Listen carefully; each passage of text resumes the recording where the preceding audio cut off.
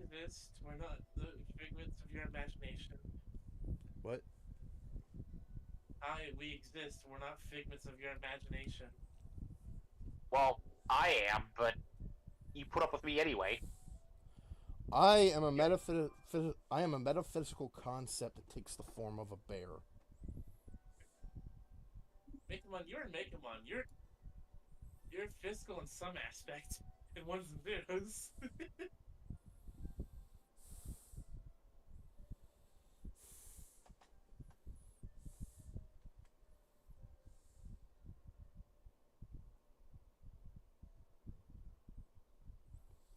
All right.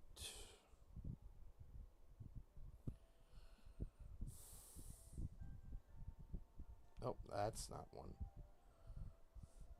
There we go. That's the right one. And then there's this one. Also, please, for the love of God, don't put it in Gar's characters again. Hopefully, I won't. I'm making sure it's not an anime spoilers either.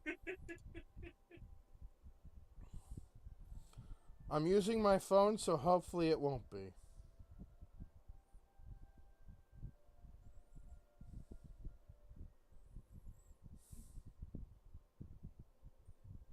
God, that was something.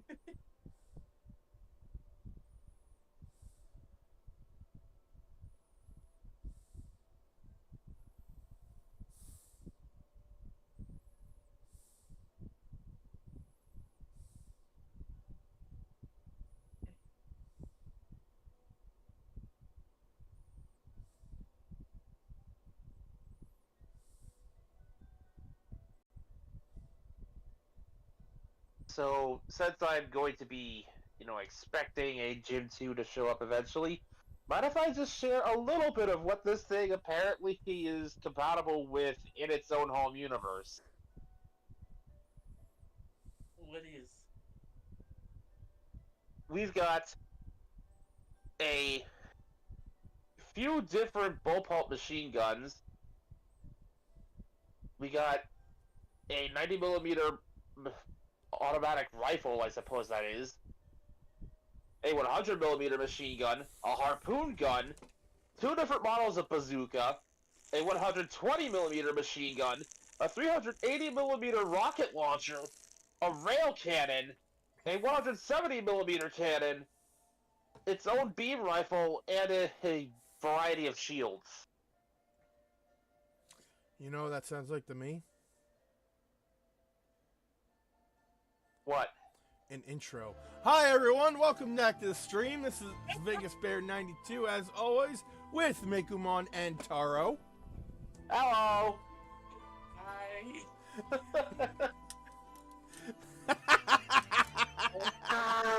You were saying it's still not enough DACA.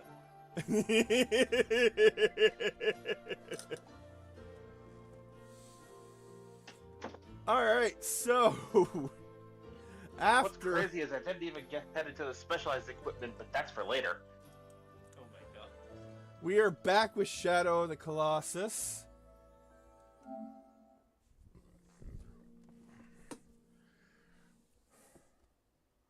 I forgot to bring up the names of the Colossus, but you know what? That's fine. Instead, today, I will be talking about the leaked script for the live action Shadow of the Colossus movie. Oh, I'm so sorry. Yep.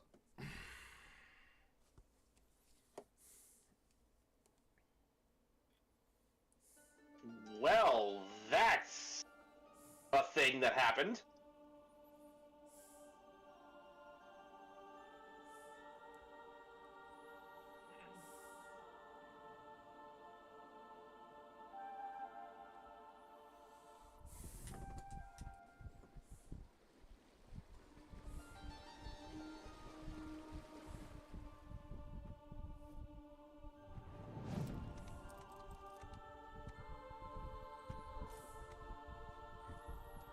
All right, so this guy went on to talk about this.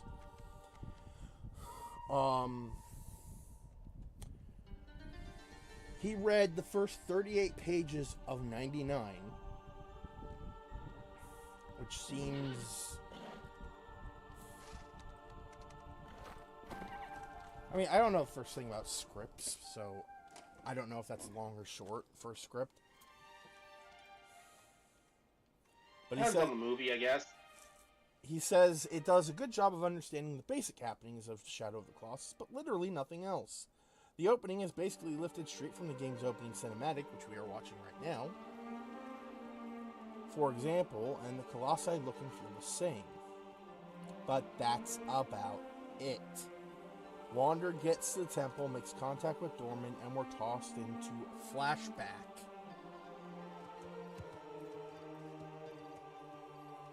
A solid half of the first 38 pages is flashback scenes to life prior to Wander arriving in the Forbidden Land, and every single one is awful.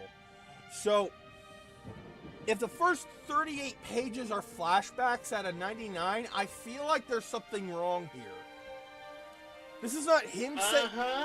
That's not this guy saying that, that's me saying that. There is something seriously backwards here. Especially considering, like, I've mentioned this before, we know nothing going into this game. We know nothing. All we know is that Wander has come to the Forbidden Lands with a girl who was sacrificed because she has a cruel fate.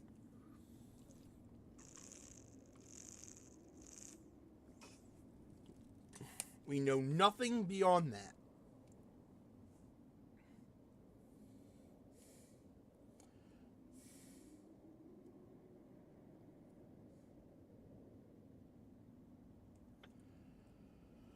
It would be like starting a Mobile Suit Gundam movie with the majority of the film being flashbacks to, say, Temray's early life as opposed to Amuro or Char. Yeah. So, back to this. There's a lot of this where the things that are antagonistic are all but described as exotic as fuck. Like, super definitively not white. And the script page they show is Borderlands Village Day flashback 1 moon earlier. And what a difference a moon makes. We're no longer in that haunted land, but now a more earthbound setting. A primitive village carved into a mountain plateau. Indigenous people living under harsh conditions, bartering livestock, herbs, and spices. A man splits open a turtle's underside and feeds its oozing contents to hungry children. Religion everywhere. Shamans praying to stacked cairns. Ritual tattoos. Sacrification. Jeweled teeth. Or is that... No, that's scarification. A potent mix of tribal Hindu, Aztec, and Shinto Japanese. And okay, what is this movie? Because this is clearly not Shadow of the Colossus. The guy says, second, you know how the punch of Shadow of the Colossus hinges on a sort of moral unknowability that Shaman Iman is an antagonist but not a villain? Please allow me to introduce you to Lord Emon Badigai Puteris III. I'm sorry, say that again? A what? Another script page. Emon stares into his eyes, probing for the truth. And finally discards the young man. He rubs dirt in his hands, as if to rid him of the stench. Lord Amon, I suppose you don't. Wander. So that's it? I can go, right? Amon stares down at this pitiable thief. Lord Amon, part of me is sorry for you. Born to nothing. Given nothing. All of your miserable life. You thought you could come out here and, what? Make something of yourself? Pause for a beat. That is not your fate. You will never amount to anything because you, my young slave friend, were nothing from the day you were born.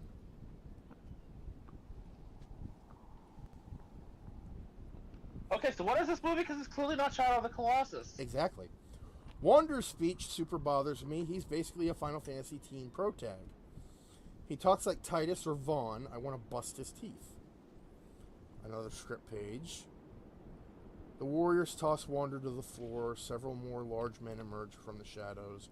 The farmer is among them. Wander rises, weighs his odds. Wander. I don't suppose any of you might be interested in a fair fight. No response. Wander heaves a sigh. Wander. Okay, let's get it over with.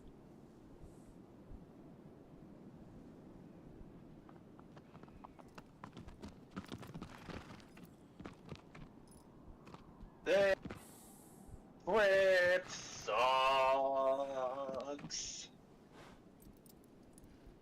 So, I'm not going to keep going into this, but, like, okay, You know what? I'm sorry, but I gotta get this out there. You know what this really has screams to me over the last few minutes we've been talking about this? What? Whoever wrote this script does not want to make a Shadow of the Colossus movie. He wants to make a Final Fantasy movie. Yeah. Fair. Do me a favor and say that bad guy's name again. Lord Iman Badagat. It's just a dumb way of saying bad guy Putridus the Third. Is he related to Evil McJerkface?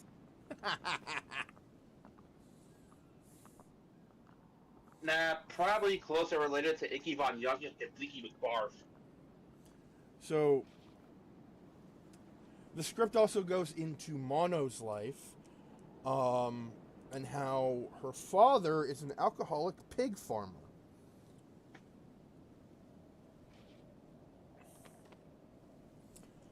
He speaks an exotic, completely unheard of tongue.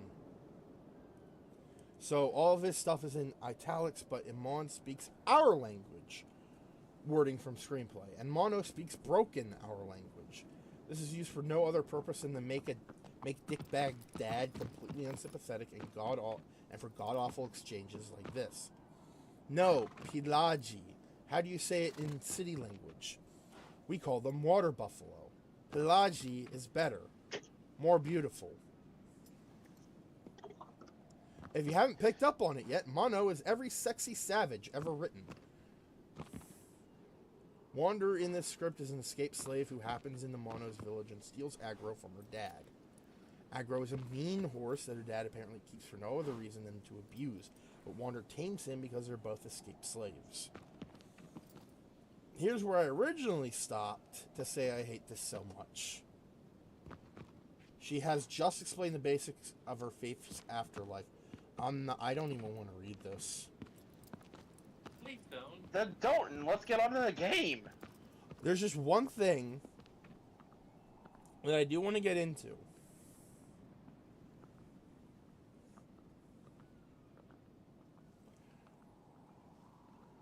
So,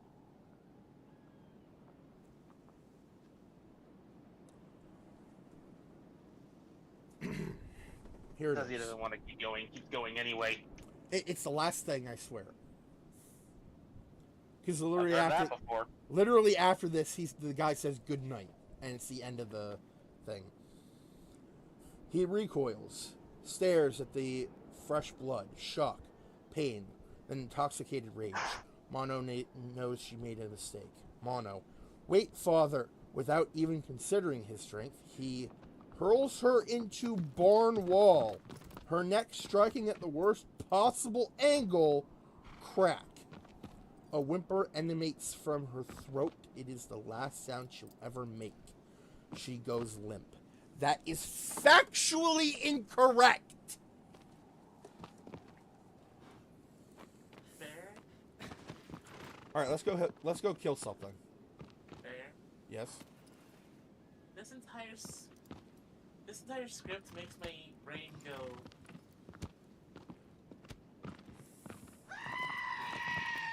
Just be glad this piece of shit was never made. Do you need a floofy hug? It sounds like you need a floofy hug.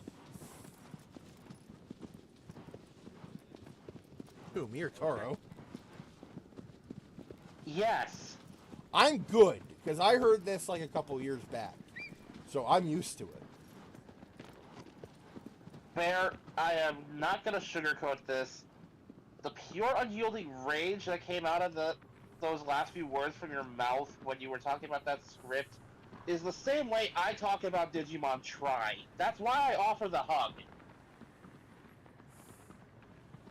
I thank you for the hug, but I don't need it. I wish Web would wait so I could get a hug.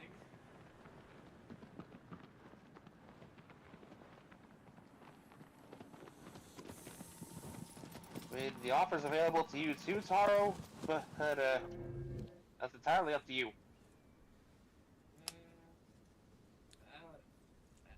I can hold on to a paper.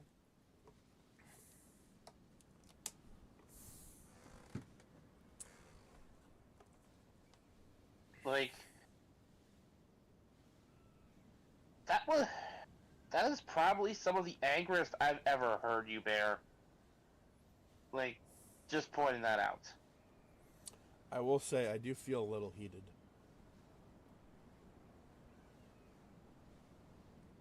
Thank God, this movie doesn't exist.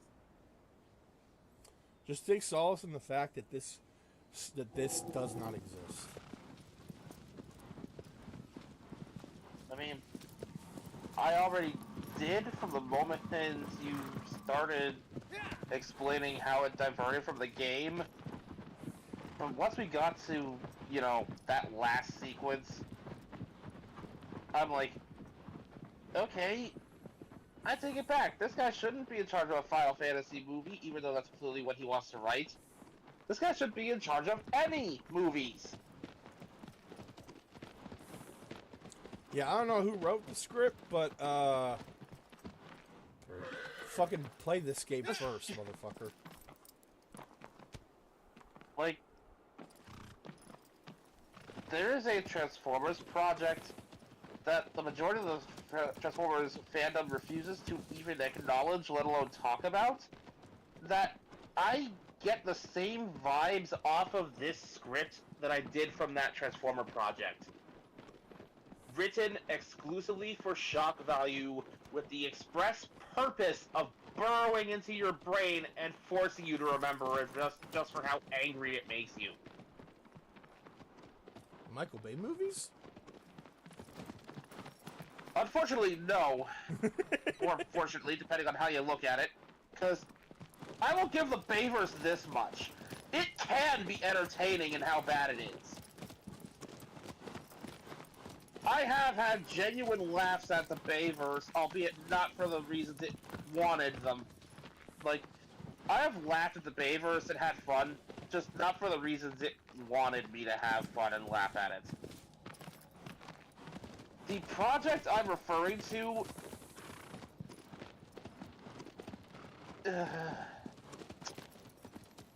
let me just start off by saying...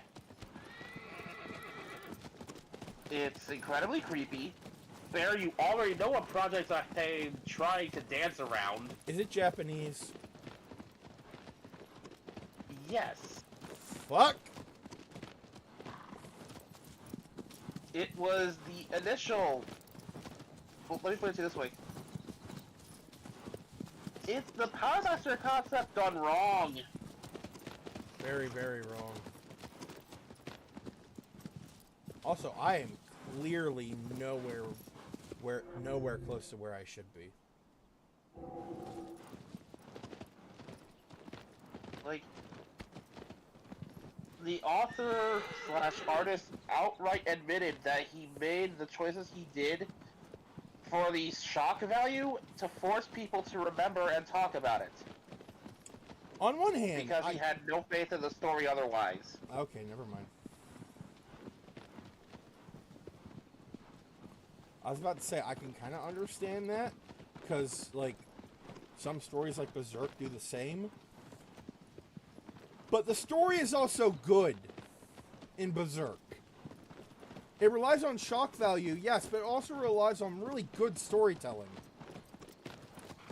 And the sad thing is, there's a grand total of 3, count them, 3 good concepts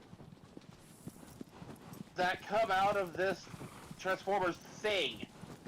One of which, I cannot believe these words are about to leave my mouth, but I have to say it, the Bavers did better. And that's humanity turning on the bots. Okay. I tried to look at the camera like you said the most sacrilegious shit ever. Here's funny to hopefully change the topic. Yes, please. I've been wanting to get back to talking about Gundam stuff, and I've been stuck here ever since.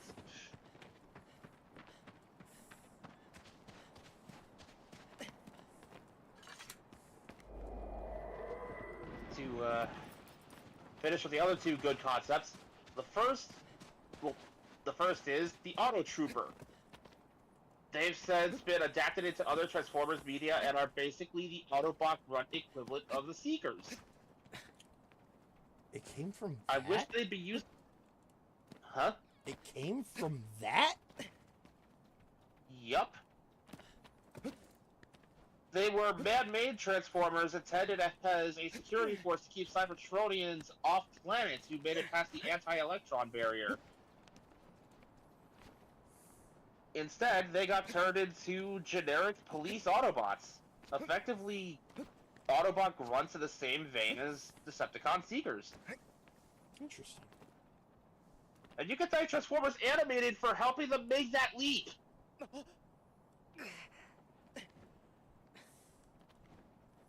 Alright, where is that fucking newt? Yeah, I found him!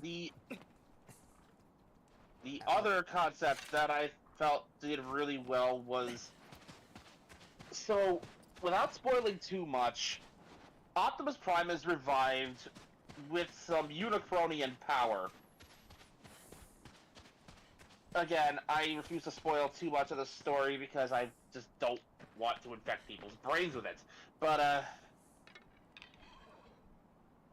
Optimus goes through frequent nightmare hallucinations thanks to that Unicronian power, and goes berserk on multiple occasions.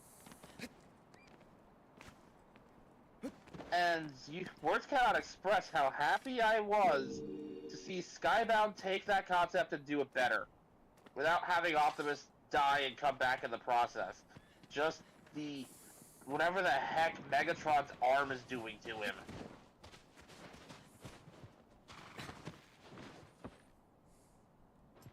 As has been established in the comics, Megatron has this very corruptive power to him.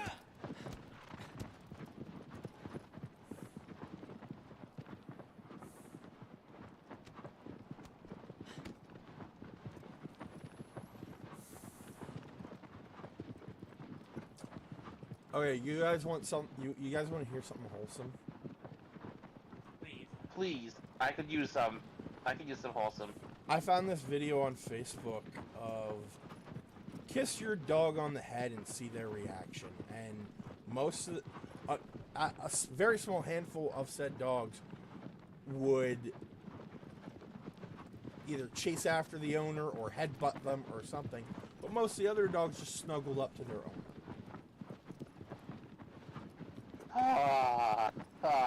That heals my soul. That very much heals my soul.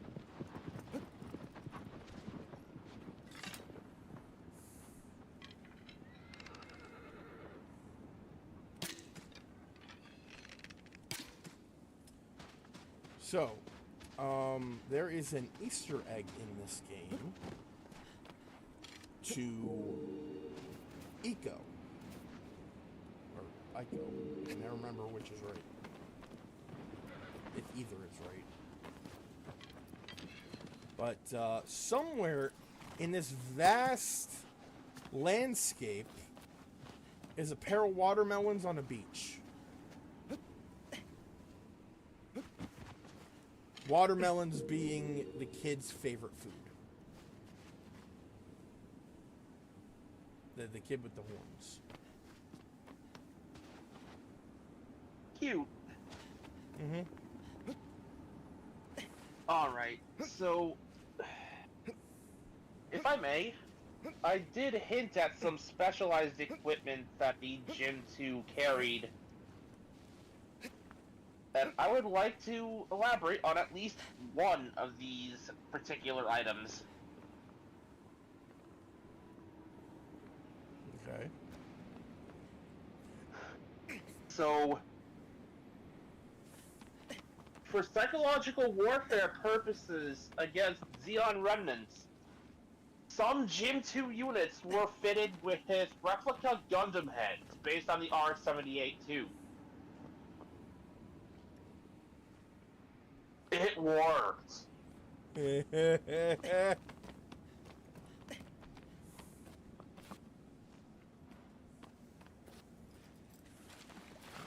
like...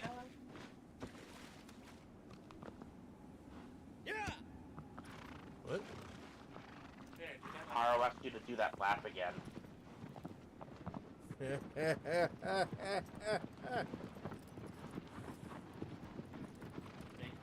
think we should run. I think Bear's about to ask us to do a math equation. Oh, God! Wait, what?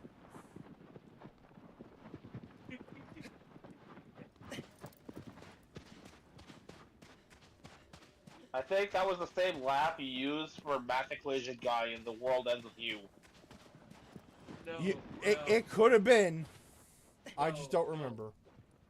Baldy Space 6. Oh God, even worse! Okay, this leads to a different Colossus, I believe, so we're gonna ignore this. At least Math Guy in World Ends With You doesn't pretend to be a good person.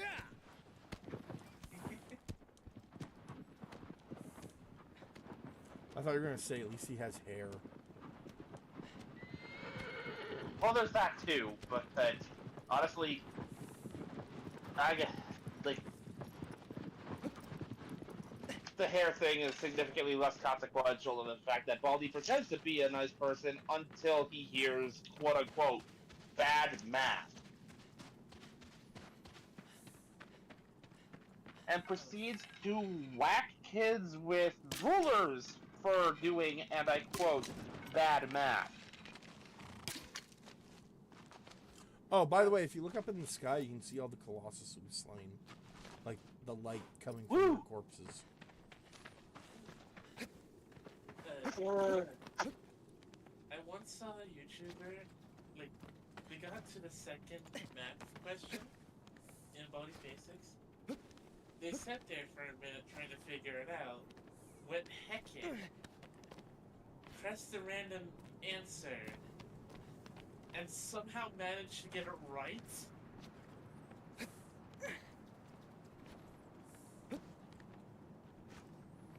Dude. Like, Baldi didn't start chasing it until they got it wrong in the third one, but still. The third one is the one that you can't get right, if I remember correctly. Yeah, that's the one that's physically impossible to solve because it's not even an actual math equation. Imagine It's if... just noise. Imagine if you actually somehow solved it. Oh, I must have been thinking of the third one then. My bad.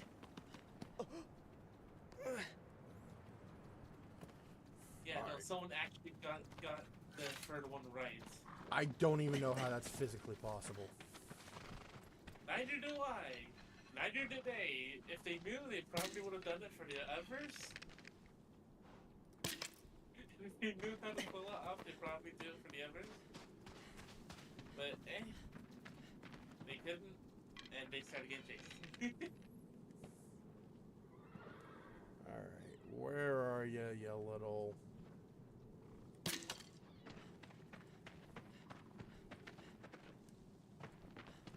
So, from the Gundam Wiki here, the Jib 2 was an improved model of the RGM-79 Jim, the mass production mobile suit used by the Earth Federation forces during the One-Year War. Compared to its predecessor, its vernier thrusters and sub-sensor units were enhanced. Its primary weapon was also upgraded from the beam spray gun, effectively a beam pistol, to a custom beam rifle, which it was able to power thanks to a new 1500 kilowatt class generator. Finally, its enemy search ability under Minovsky particle interference was improved. Ultimately, however, it was merely a minor improvement of the original Jim.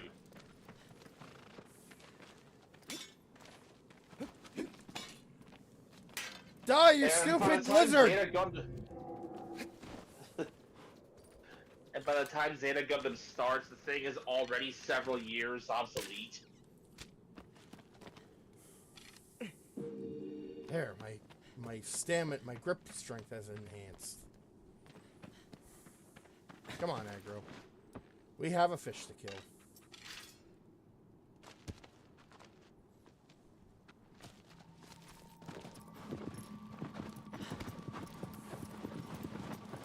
M2s with the model number RGM-79R were mostly modernizations of existing GIMs produced during the One-Year War, with units modernized after UC-0085, equipped with a panoramic cockpit and a JTS-17F linear seat produced by Anaheim Electronics.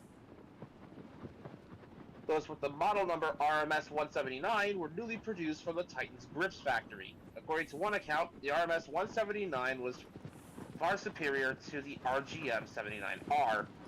It was said that more than 10,000 units of Jim 2 were produced in total.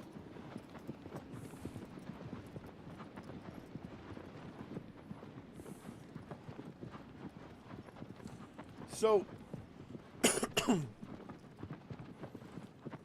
this morning I was in a Terminator movie, and I wanted to look up all the different, like, Terminator models, right? And I kept seeing a lot of comments about the T-800, the one that's used in most of the movies.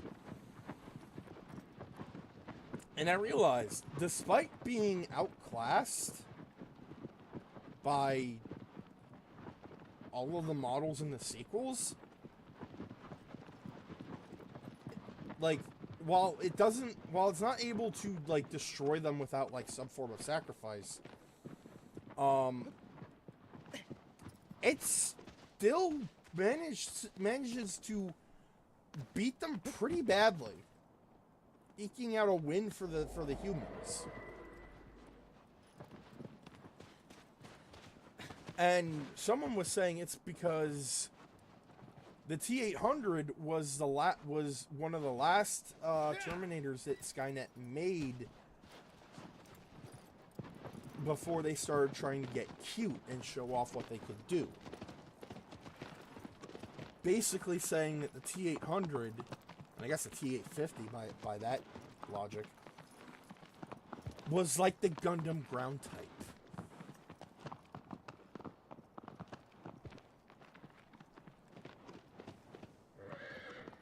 Okay. Because after the T-800 and T-850, we got the T-1000. A liquid metal Terminator. And while, yes, the T-800 did have trouble fighting that, it was easy to beat once they were in a prime location to beat it. In Terminator 2, it would be a smelting factory where they literally just pushed the thing into a pot of fucking magma. And in Genesis, the T-800 literally just held the T-1000 by the neck under a bunch of pipes that were spewing acid. The T-800's hand melted, but the endoskeleton remained intact. The T-1000 fucking died.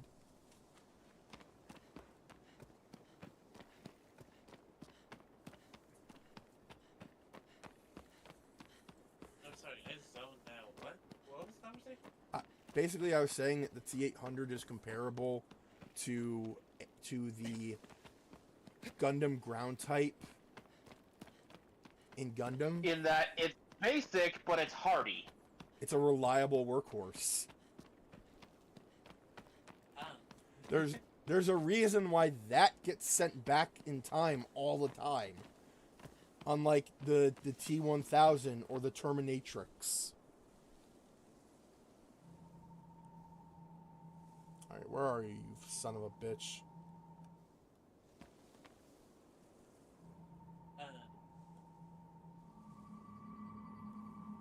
Well.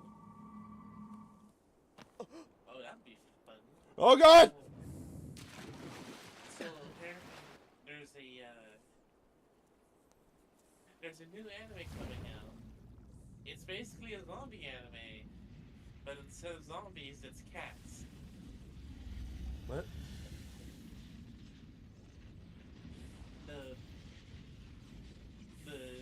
If you touch a cat, you turn into a cat. Oh my god, it's toxoplasmosis. Huh? It's a thing that cats have that is benign to them, but lethal to everything else.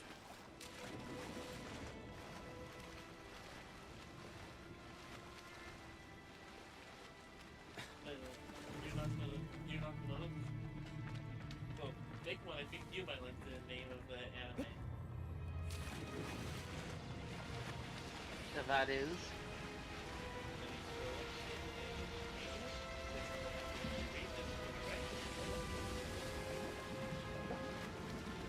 The End of the Living Cat.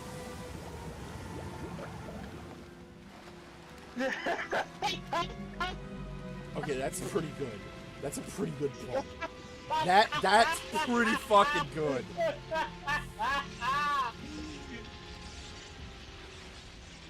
For those who are somehow unaware, the Japanese onomatopoeia for a meow is nyan.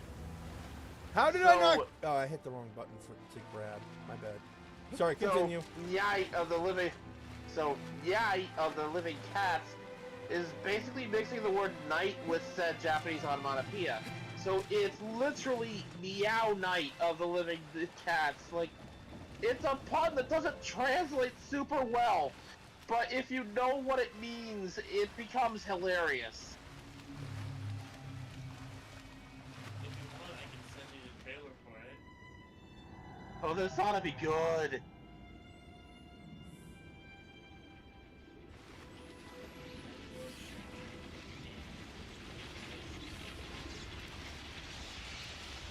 Come on, you Also, Loch Ness if it's wannabe. just people turning into cats, also if it's just people turning into cats, it's obviously not going to be much of a threat. So where's the catch? The cat's chasing him. Like, where's the horror here? Beyond being chased by cats. You'll see. Just watch it right there.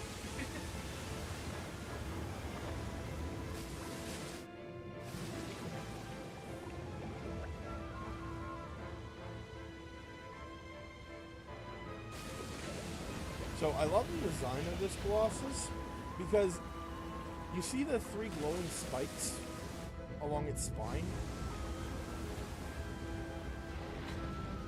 This little nub here implies there used to be 4. Meaning something happened. It's a comedy show.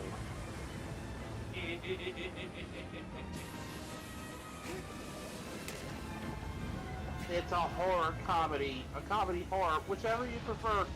It's literally trying to treat itself like a serious horror, but it's all a big joke.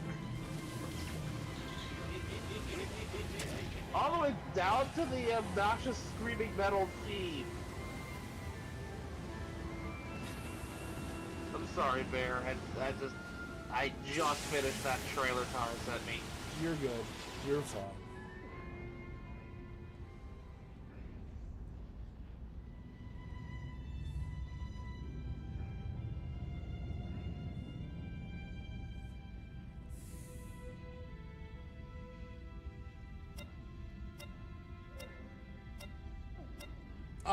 damn it.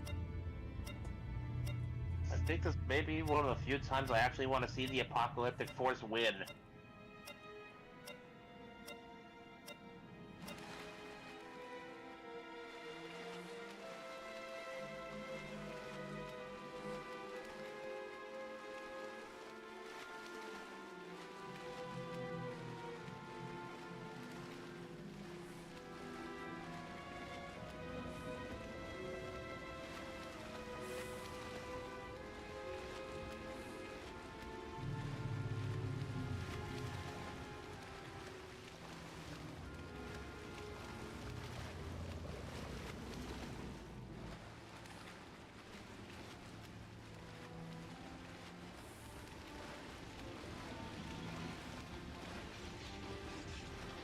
He's rising.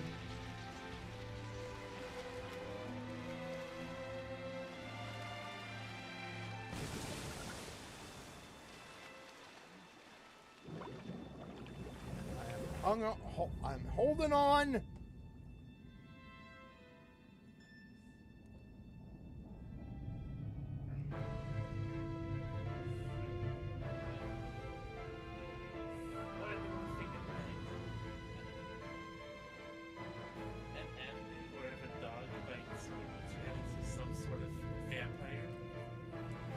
That is too specific.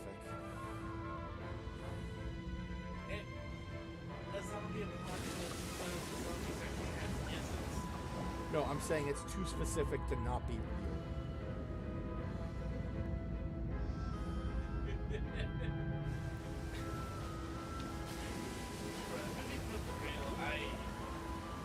I don't know what to do with that.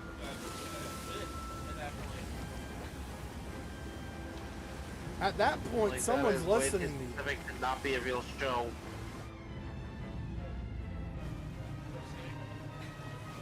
It's way too specific to not be a real show or manga.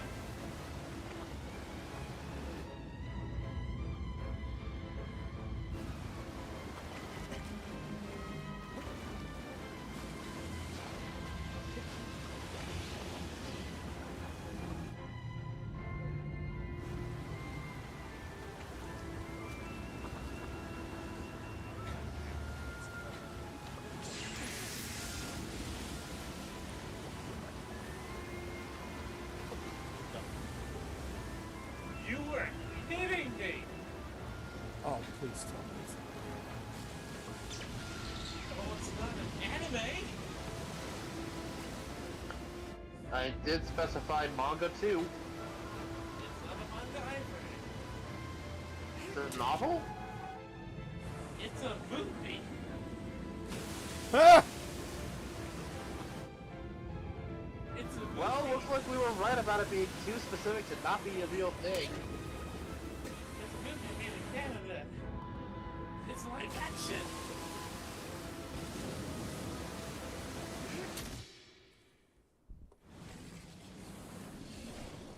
Done. So I much done. I killed All the of it done. I killed the catfish eel.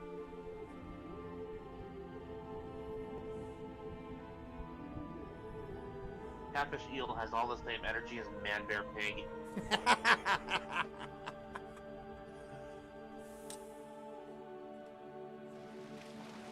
By the way, there's that Gundam Head Gym 2 I mentioned.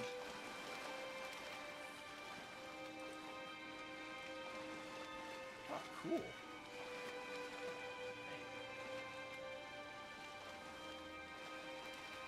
Yeah, So, go. you first.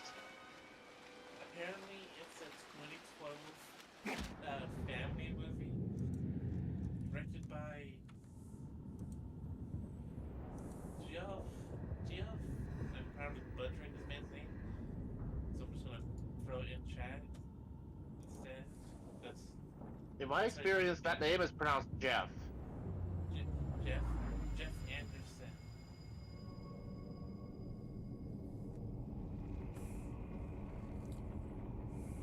Reminds me of that Russian Badger quote. You're pronouncing it all wrong. It's pronounced Jeff. I thought it was Jeff. fuck?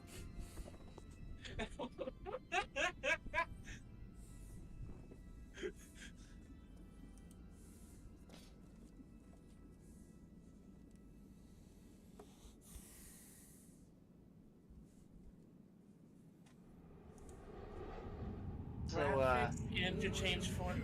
Sorry. go ahead. No, I'm done.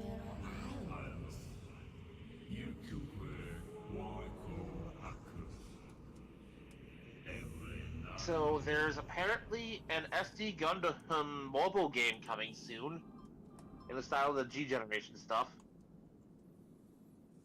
Interesting.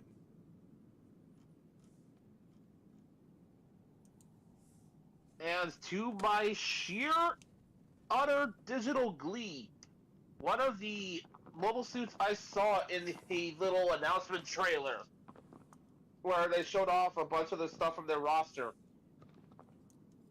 was the Gundam Pixie. I wasn't expecting that to be here, but I'm happy that it is.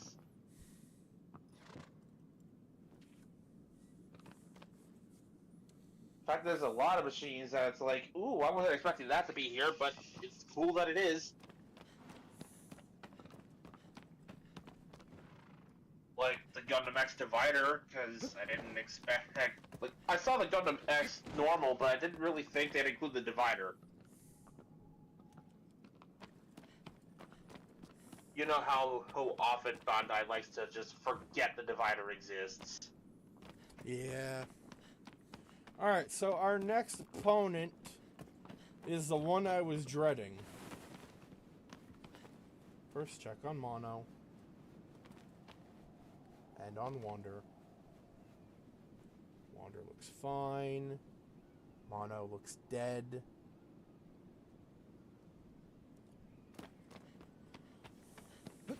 There was also a unit from Gundam 00 that I think you might be interested in.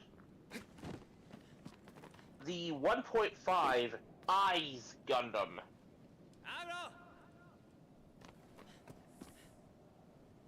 Eyes? Like how the zeros are pronounced O's.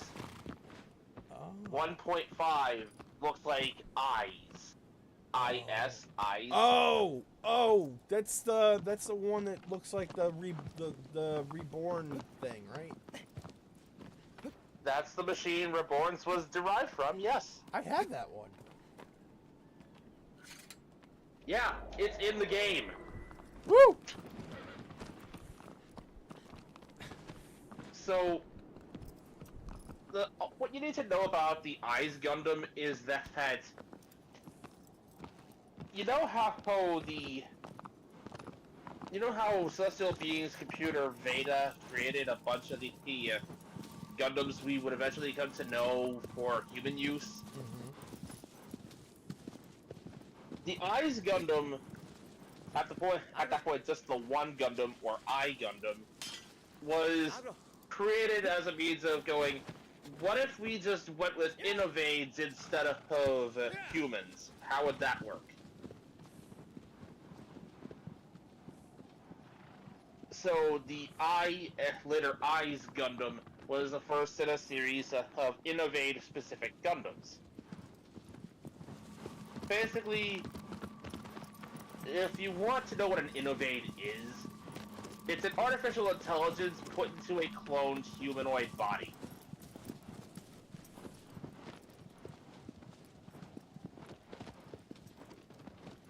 Huh. Yeah, no, I remember those. They had weird names. It's why... I mean, they had some of the weirdest names in Gundam. We had Bring Stabity over here. I was about to say, bring Stabity. I'm sorry, excuse? One of the Innovades was named Bring Stabity. There was also Revival, a new returner. The most normal innovative name of the bunch was Tierra Arctic. Played by Sam Vincent in the English dub. So, Gundam Double D!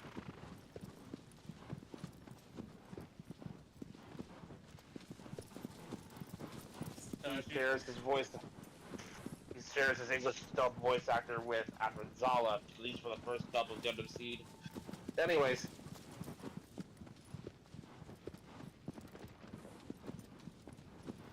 You were about to say there, Taro. I'm sorry. When you said nice Gundam Double D, my brain goes back to that that one joke I made. Yeah. Hey Double D, how do you pilot this thing? And that's Optimus Prime. Get off me!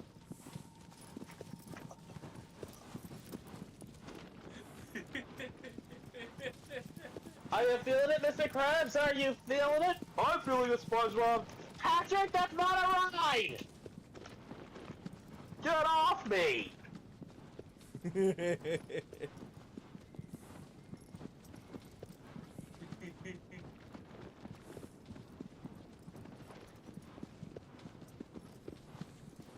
God, those names were the Innovate names were so ridiculous.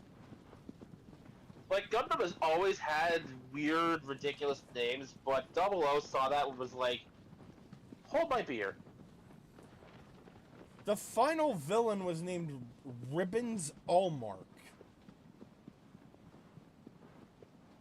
And funny enough, they chose that name for several reasons, not the least of which was the erasement of his initials. R.A. Because think what machine he is most famous for using beyond the Reborn's Gundam. The O Gundam. Because in Japanese, in the Japanese dub, He shares his voice actor with Amuro Ray. Yep. It's kind of funny how, be it in English or Japanese, Amuro was involved with that final battle. It's just that in the English dub's case, Amuro Ray's voice actor was playing Setsuna F. Seiei. A.K.A. the hero. Ah! It also amuses me to no end that they effectively end the series by beating the upper-living crap out of the RX-78. Oh, I bet some fans were pissed about that.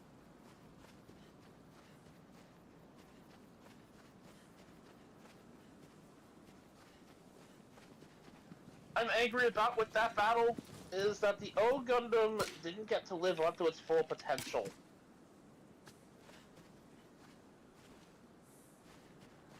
Because think about it for a moment. Due to the fact that the 00 Gundam had used Trans Am prior to the GN drive that would be plugged into the O Gundam getting cut off,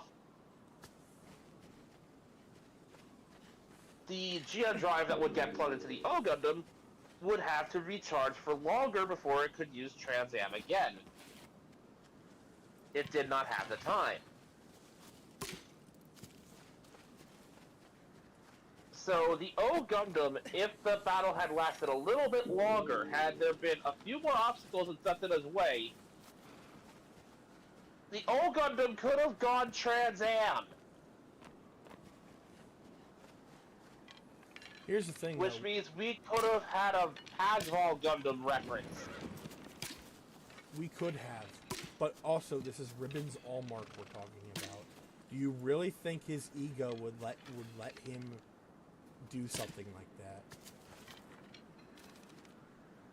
Yes, actually. Oh, well then fuck me, I guess.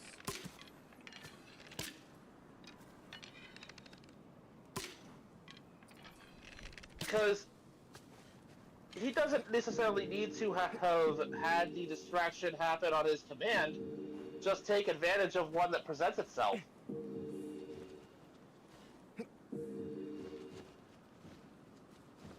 And as for using Trans Am, we see him do that in the Reborn's Gundam. He's not above using it.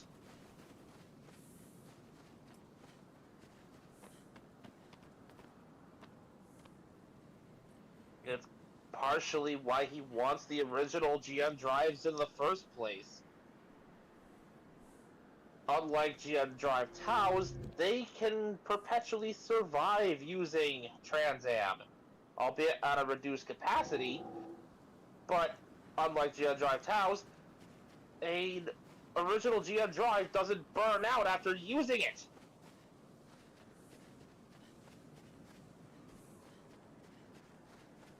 I would just like to mention that we are currently at the edge of the map.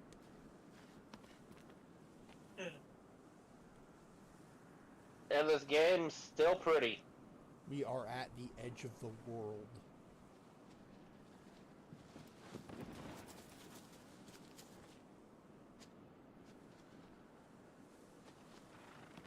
Do a flip.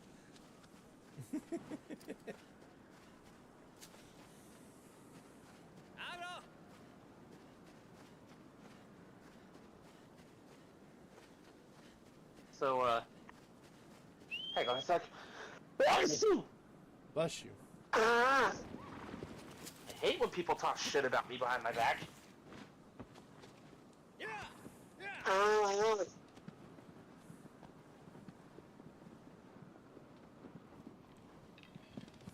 As I was gonna say,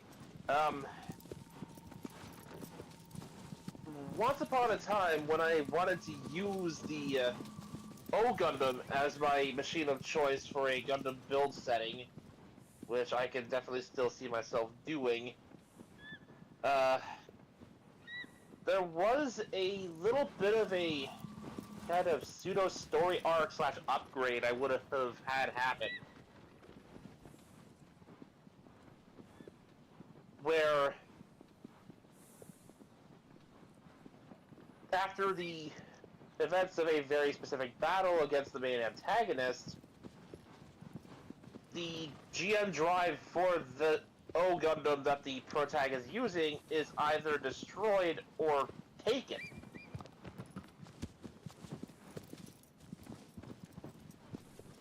At the time, this was a build fighters setting, so the drive would have actually been stolen, as opposed to just, oh, your machine no longer has it in the game, but it's still present on the model kit.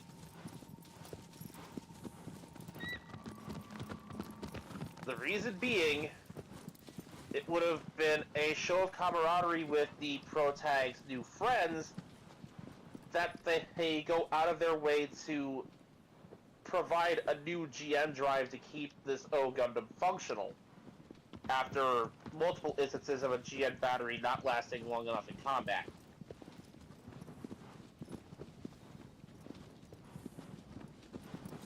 If you're gonna win your GM drive back, or otherwise avenge the one that was destroyed, you're gonna need a new one. And instead of, you know, just buying a new kit to build a new GM drive, or using some spare plastic that you have lying around and trying to make a cone out of it, we're going to make you a little something even better. The end result is one of the 00 Quanta's GM drives modified into the GM battery that you get with the various O Gundam releases.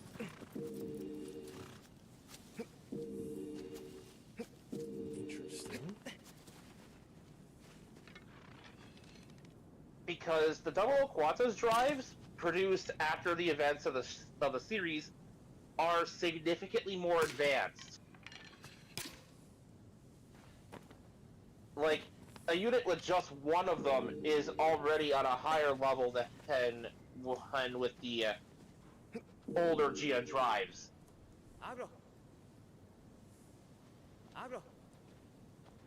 Now imagine the kind of performance you could wring out of the O Gundam with one of these.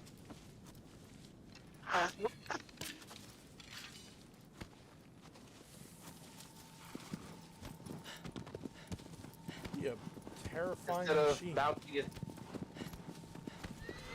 and instead of mounting it into a new cone like the old O Gundam would have, they placed it inside the GN battery housing, so the machine is at least a little bit more slimmed down.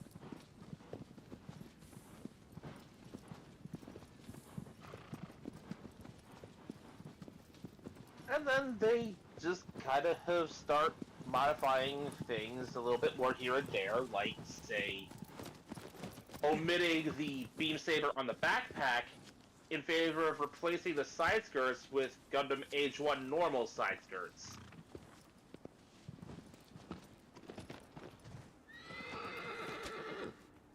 Giving the machine a pair of beam sabers in an easier to reach place.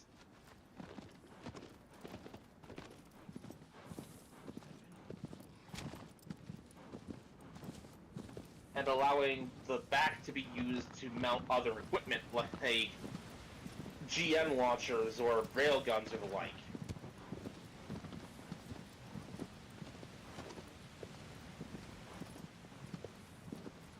This place is pretty. It is.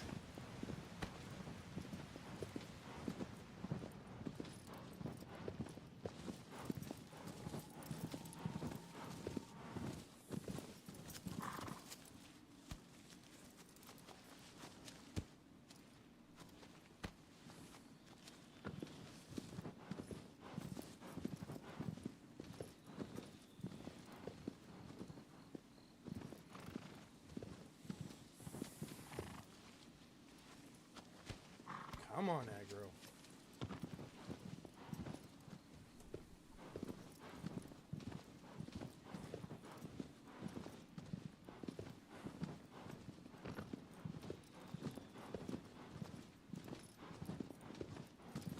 Yeah, this really is not helping with the Zelda comparisons.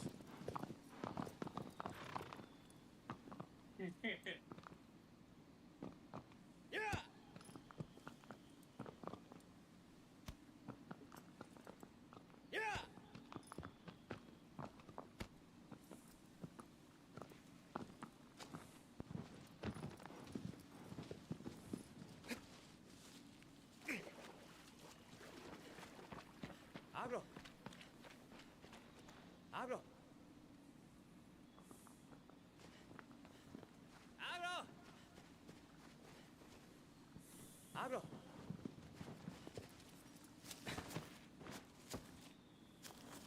Come on, buddy. Yeah.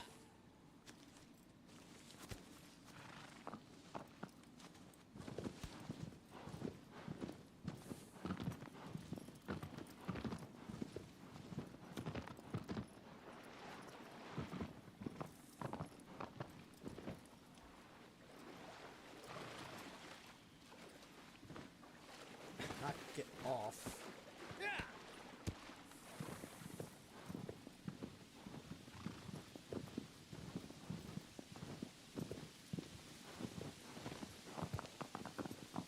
And I don't think aggro will go in there. Question is, can I climb any of this? Does not look like it.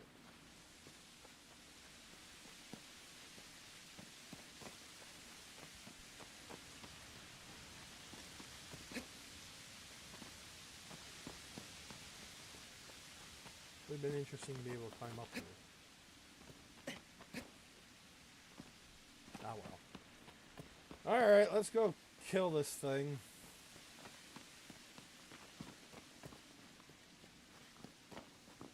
I mean, I suppose it would be, but that's just mount, climb up, and fall off.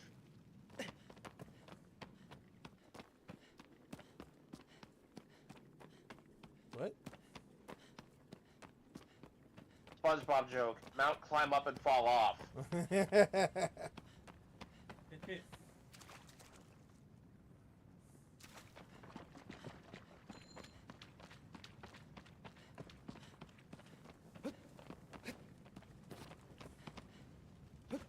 A bit late to reference the Valentine's episode, but here I am.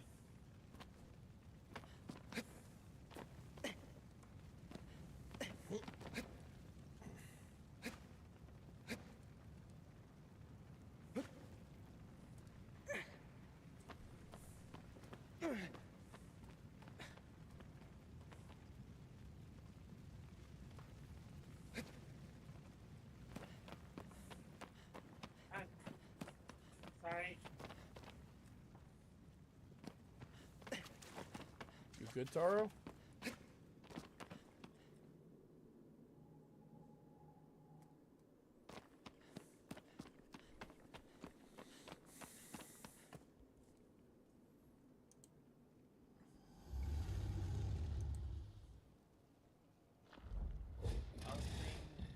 I was playing a game myself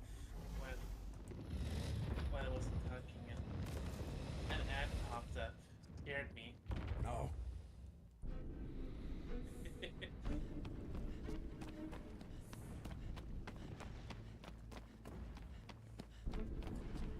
So we are in an underground tower.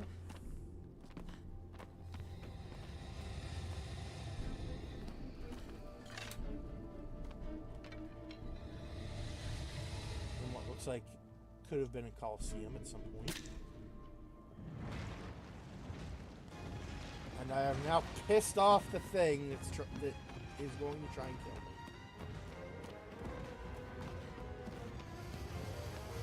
So, here's a Gundam fun fact for you. While I'm on the topic of the O Gundam.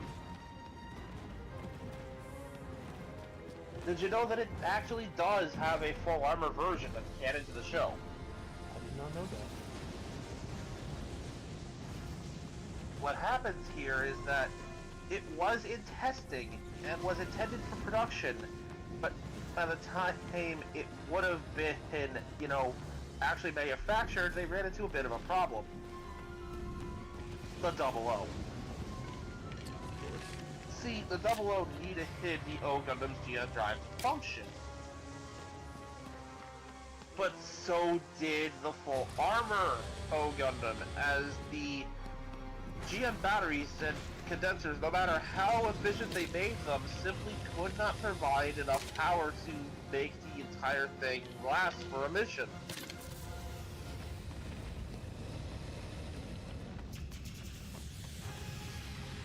The GM battery just could not hold enough energy.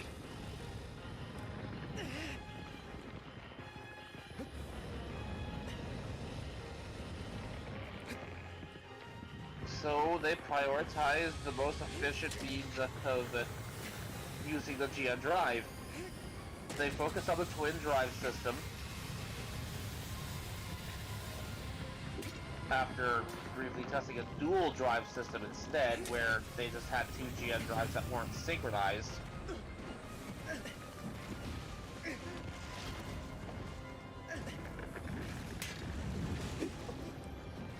And the O Gundam didn't get any major combat upgrades. Which, that alone interests me, the fact that they were willing to keep developing and keeping the O Gundam itself combat ready, despite the fact that even the last generation of Gundams that just got outclassed were more advanced than the O Gundam.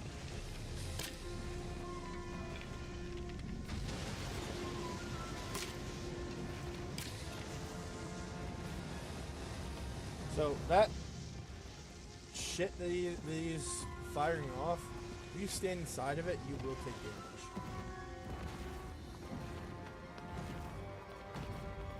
Figures.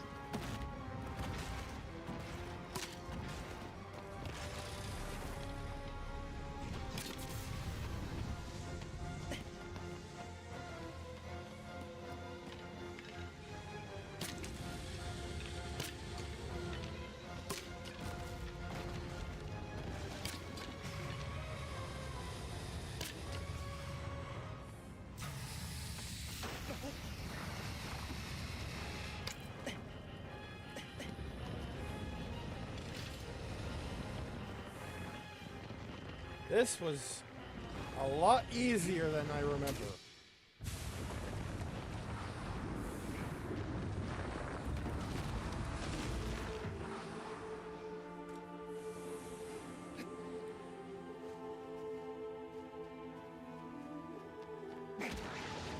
Damn, they didn't even let me get up the steps this time.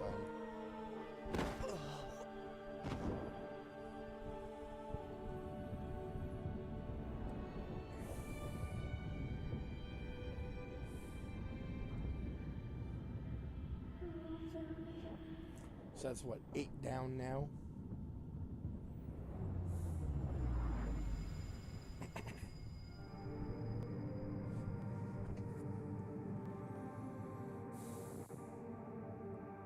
Oh! She's getting up!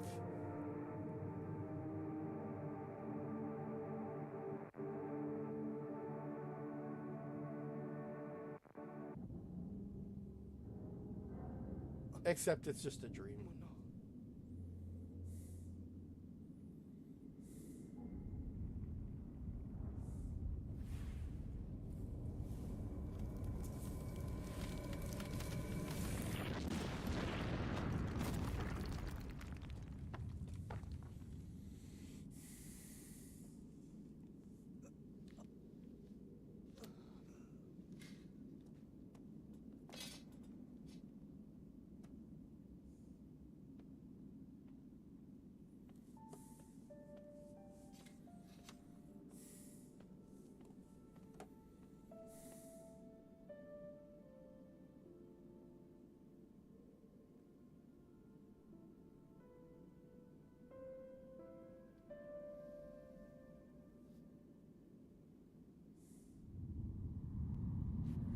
Alright, Dorman, who's next, you piece of shit?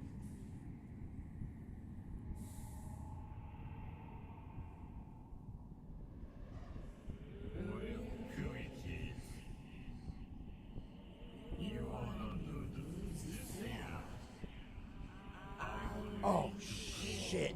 I think I know this one.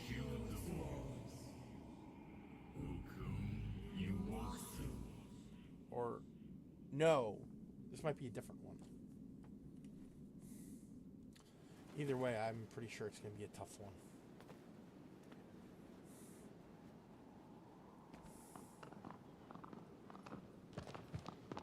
Hey, you guys notice that on Wander's neck?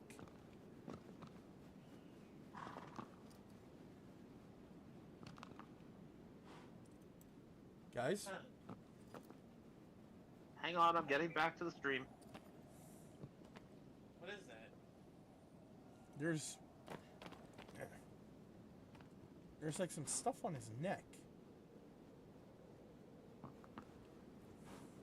And of course, I'm back to the stream for less than 3 full seconds before the stupid internet decides one bar.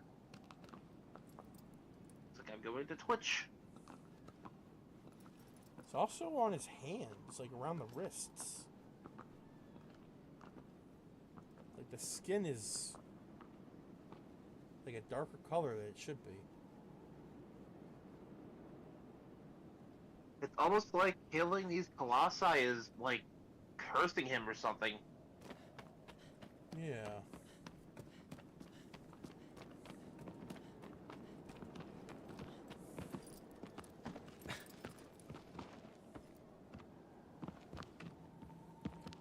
Thy next foe is that way. Alright, let's go, aggro.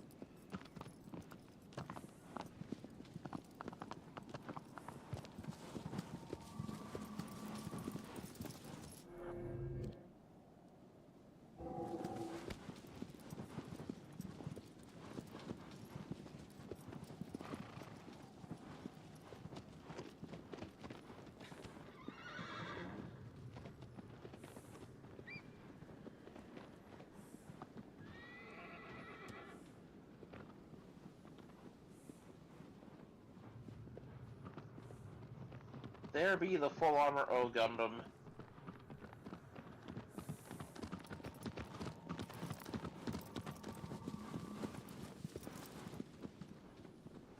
Nice.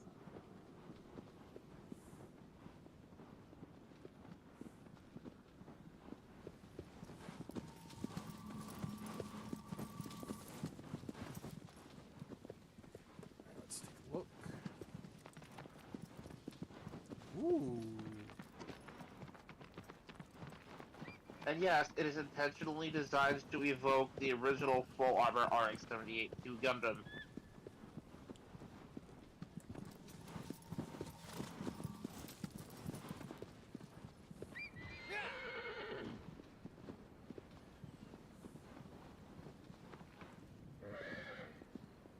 Yeah.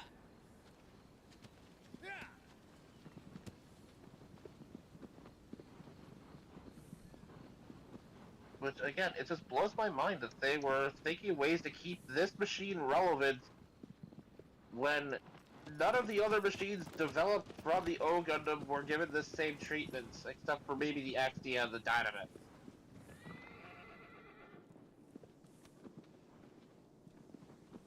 Oh, there's a shrine up there. I'm gonna go hunt for a lizard. And probably save.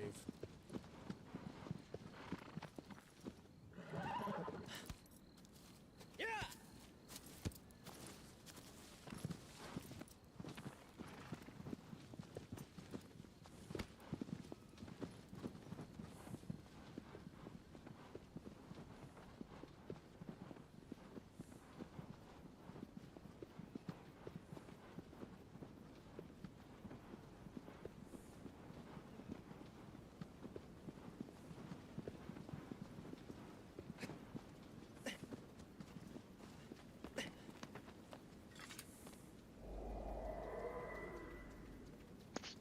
In some SD Gundam games, you actually do get special dialogue for putting Amuro Ray in the O Gundam.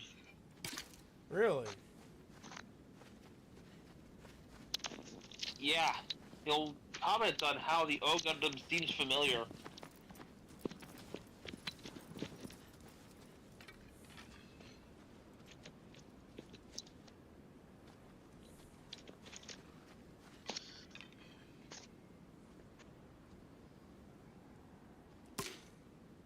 And what I find even funnier is that Bandai and Sunrise, more so just Bandai now, have been constantly hinting that Amuro is a better pilot than Ribbons, despite being voiced by the same person and having very similar machines.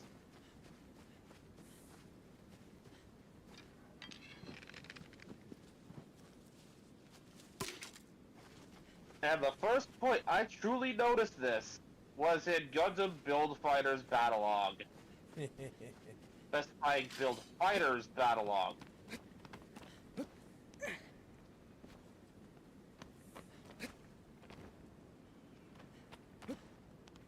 So, there's, like, among the little OVA episodes there's one that demonstrates that the simulator has evolved so that if you built something that you want to test out but need an opponent, well, now you can create AI opponents to do it. And they're based off characters from the actual Gundam anime. Interesting. So, Meiji Kawaguchi and his friend, advisor, technical assistant, whatever you want to call him, they go in to test the system with what was called the Ballistic Zaku, I believe, and the Reversible Gundam. Initially, pitting Char Aznable against Ribbons Allmark.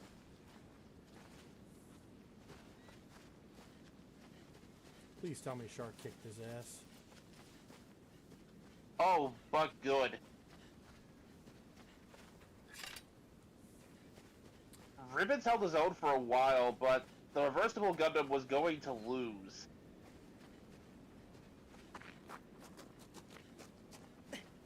And the recurring joke was that Char is pressing Ribbons on why his voice sounds so familiar. And Ribbons had no idea what he was talking about.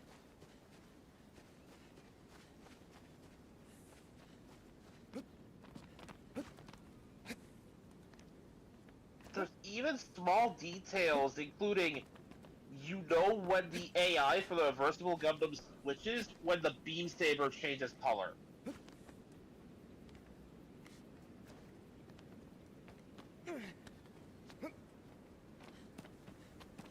With Ribbons in the pilot's seat, so to speak, the Beam Sabers were orange. But when the technical advisor guy switches the AI out for Amuro Ray at the last second, the Beam Saber turns pink.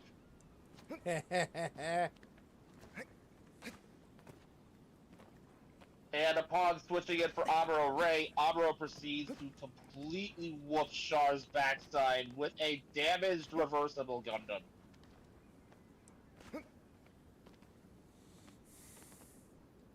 So yeah, ribbons ain't shit.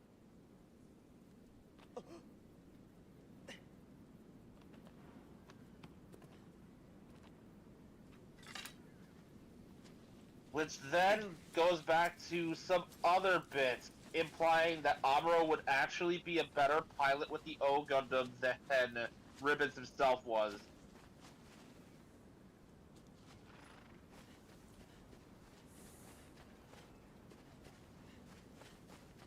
Okay, this is a slippery little bastard. Aha! Damn it. Oh, I still got him! No! He didn't die. I just knocked him down. Fuck.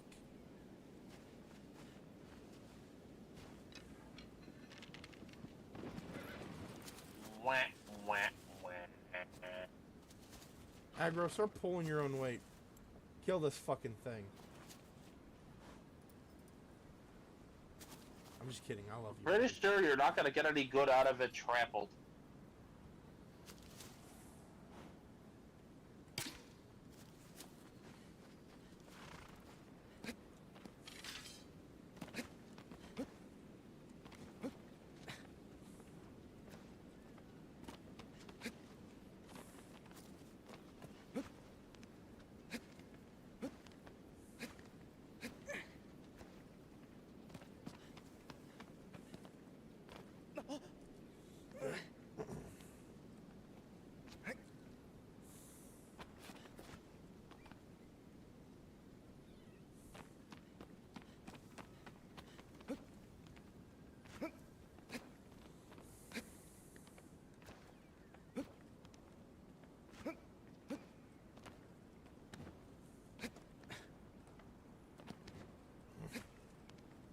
Come on, Wander.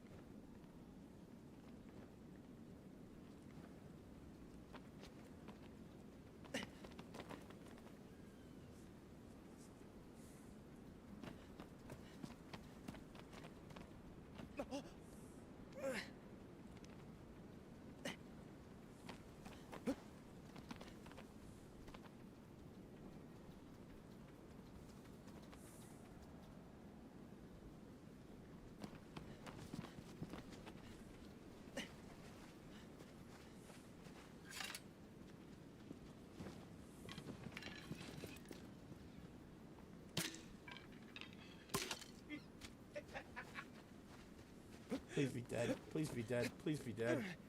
Yes! Finally!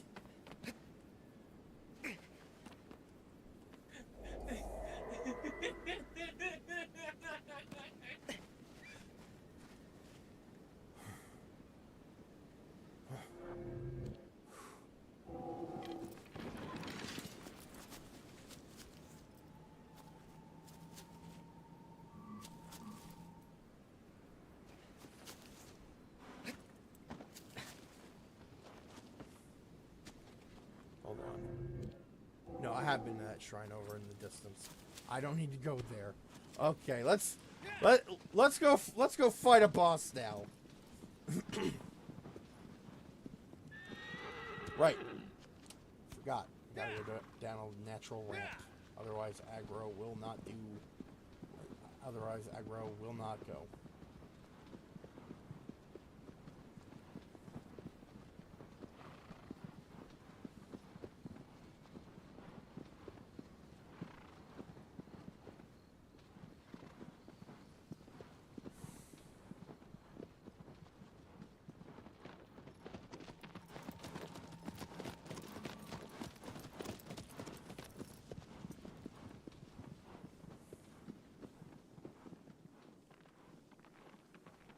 Okay, there's a giant crevice here. How the fuck am I crossing this?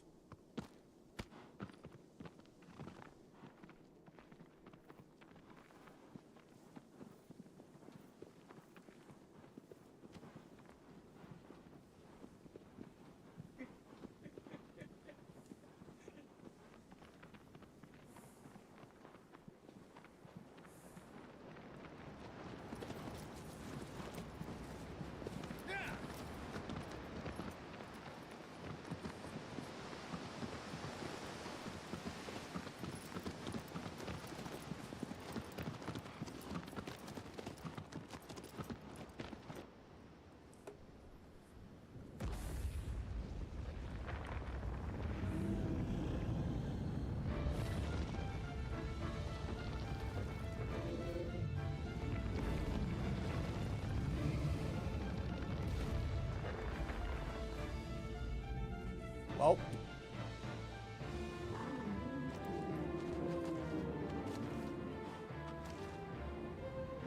Oh, fuck!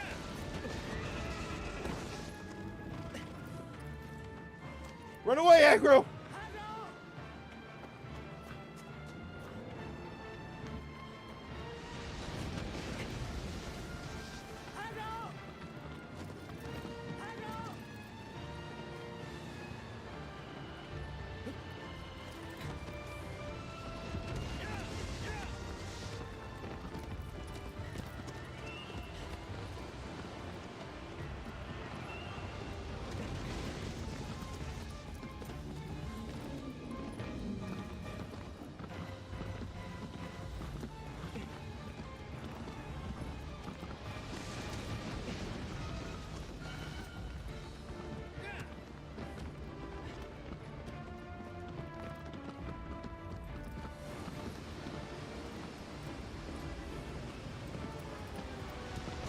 Fuck!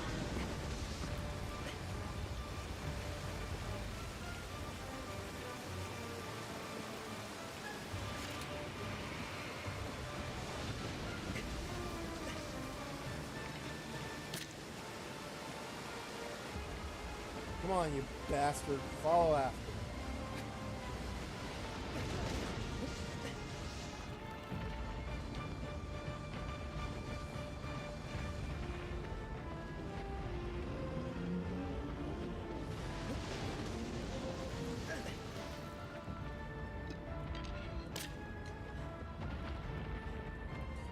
Guys are...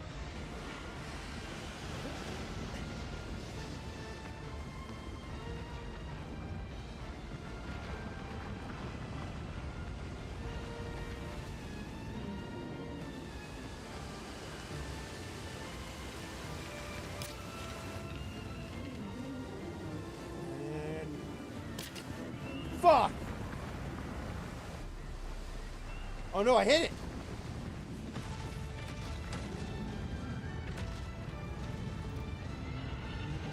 Where the hell did I grab onto?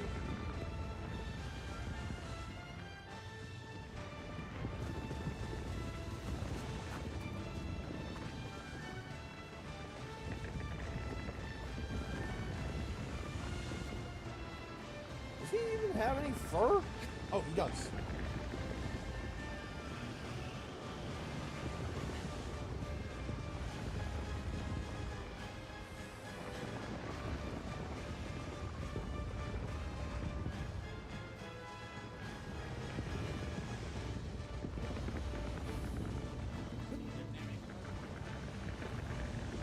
Anything. I'm watching.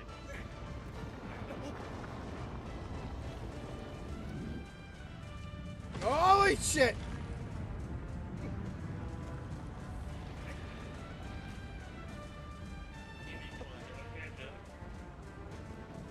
Sure.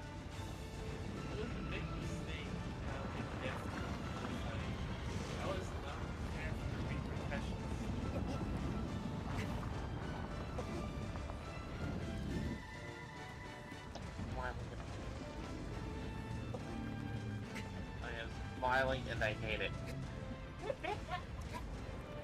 What? Hi! Hello? No!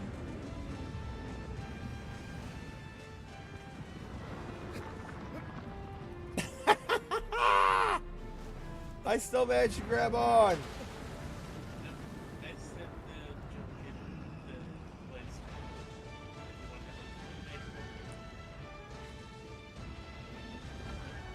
Come on, Wander, why aren't you climbing?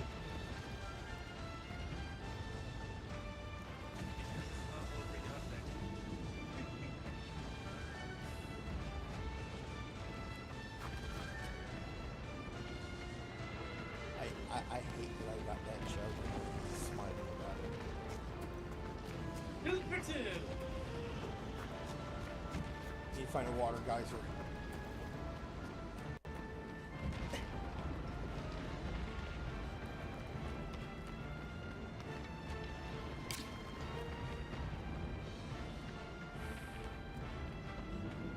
Over here, Fugly.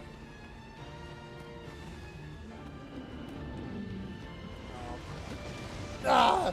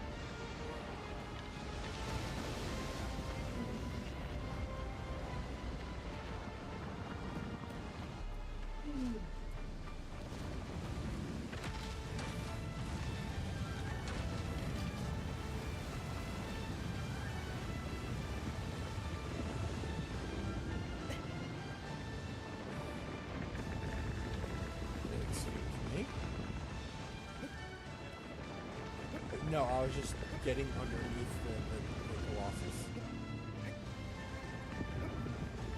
Oh, the way you said that. I was saying excuse me because I was moving between his arm and his arm pit.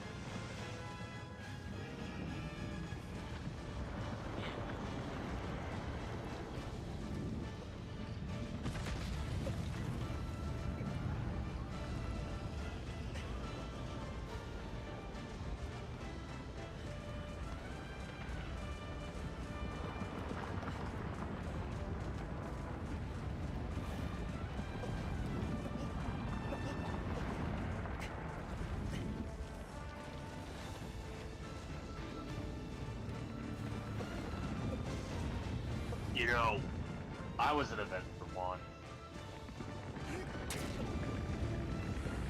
Everyone's been a fucking Avenger, Mark. I woke up last week with a hangover and an Avenger's bad. Dracula's probably been a goddamn Avenger. No, he hasn't. I checked.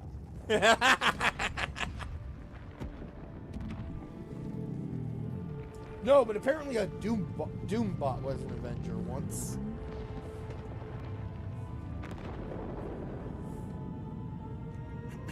The world's most accomplished Doombot. I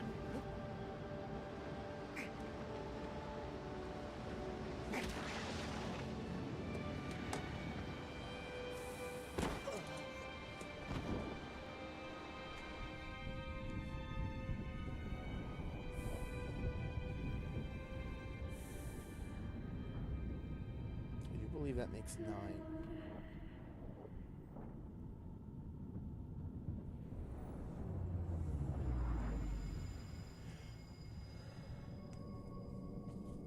You get an Avengers badge. You get an Avengers badge.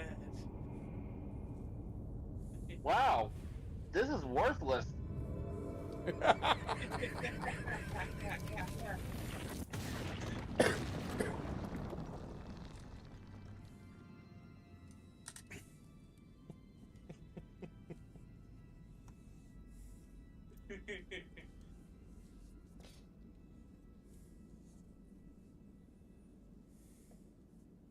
get an Avengers badge. But wait, I thought this was for the Justice League. And you get an Avengers badge. Can I get discounts on coffee and donuts with this?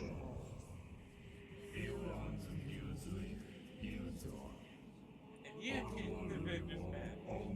Wait, this isn't the plumbers? And you get And an you Avengers, get an Avengers badge. This just says the new Warriors. Fuck off, Stark. What if that would make a month? Fuck off, Stark. Did you hear my one? I guarantee you that's something Logan would say. Oh, Yes, absolutely. Yes, I heard yours. Did you understand mine, I guess, is the better question. Not really. Yeah, the new Warriors, not a very fondly remembered team.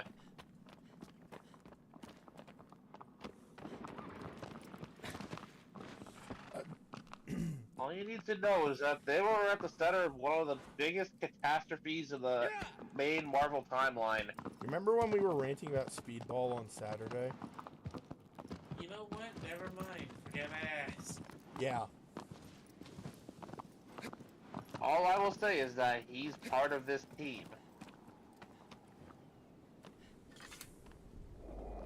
It's like, you get an Avengers badge. This just says new Warriors. I'll take that back.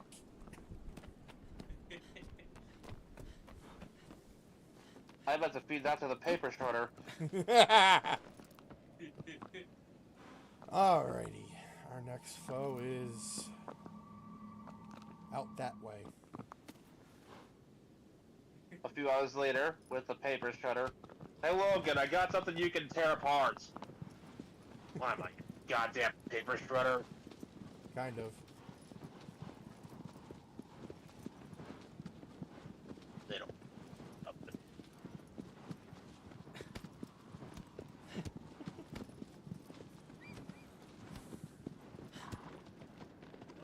What am I, paper shredder? Well, you're not the best at what you do. You got 5 seconds to start running them up.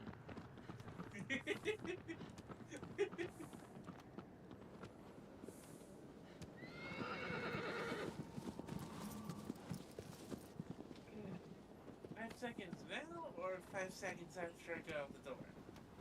Time's up.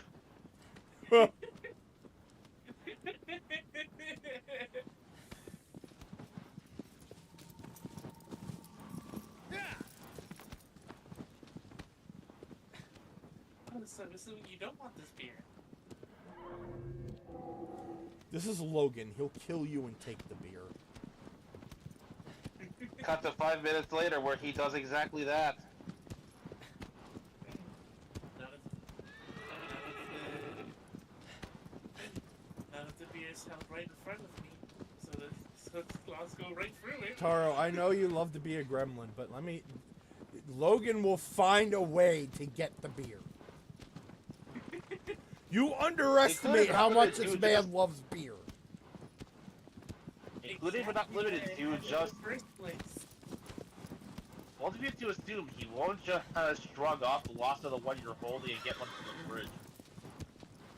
This man loves beer more than his own son. And Docket is still in therapy to this day.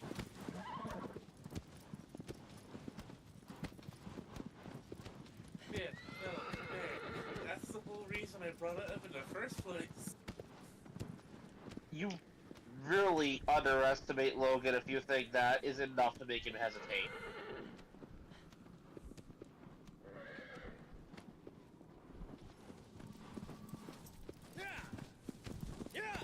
You're basically the villain holding a hostage, and it's like, well, if the hostage dies, then you're gonna die too. You're in a lose-lose scenario here.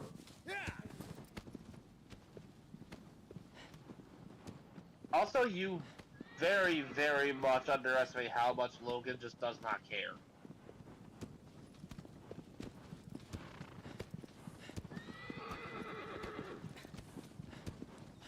Like I said, You could try defending yourself by holding out the bottle of booze. He'll just shred that one and get to you and then get another one from the fridge. See, Nickman, here's where you're underestimating me. See, what I would have done is made sure the one I was holding was the last one in the fridge. What were you to assume he doesn't go shopping? To be fair, Logan would hate having to go out and grab more beer. So I'll give Taro that victory, as small as it may be. I mean, sure, you're still dead on the floor, but at least you've mildly inconvenienced him. Nickman, I think you've forgotten. I'm not here to win. I'm here to cause chaos.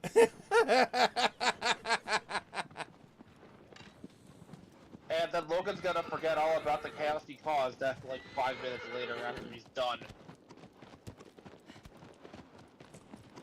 Logan might, but whoever has to clean up the kitchen at the school will not.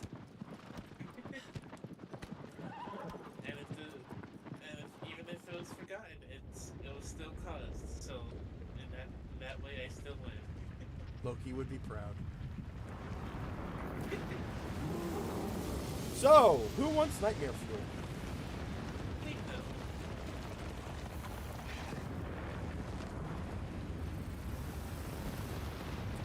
though. We got ourselves a graboid, boys! God damn it!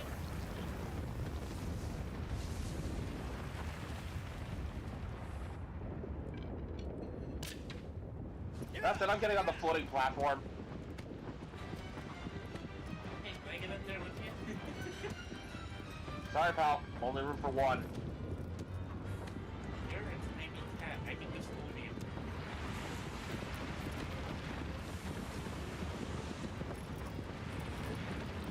Size. Here. Okay! You know what? You make a good point. Get up here.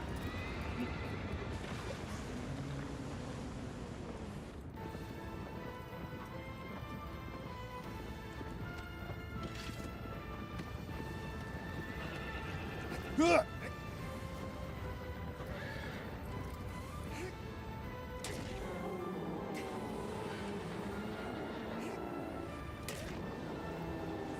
Remember when you were building your first Gundam kit and you lost the V-fin? It was me, Perry! I stole a part of Super Speed so it looked like it disappeared when it hit the ground! Thawne would do that. That's the funniest thing. He is that petty. That's where the hens during high school go. That's also what happened to you, too. That's also why your V-fin broke.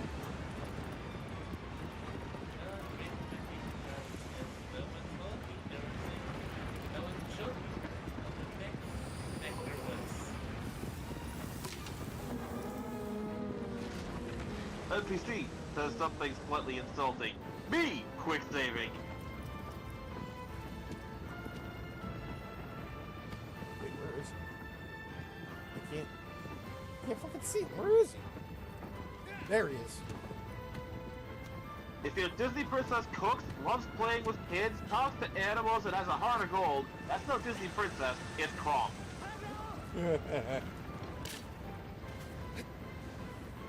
Arguably better. You know what? Yeah, definitely better.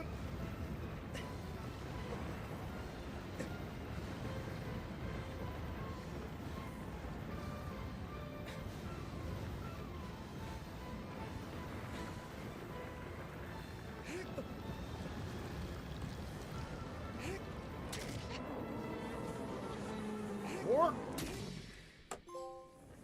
I love how every time I say this is going to be a tough one, it's not.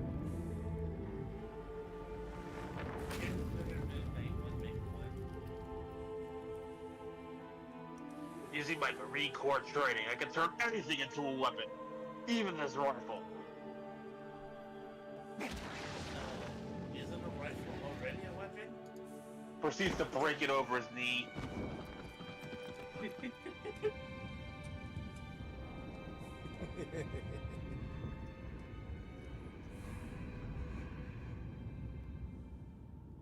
I just love how it's turned into, like, back and forth meme attacks while Bear's just killing giant monsters. Yeah, that's a yeah. So let's present that ending. Yeah.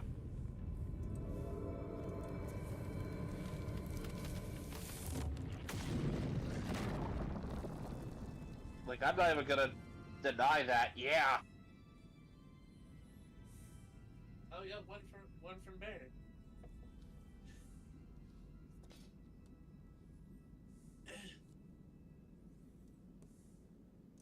I'm taking the Spidey hit, so just go ahead and start without me.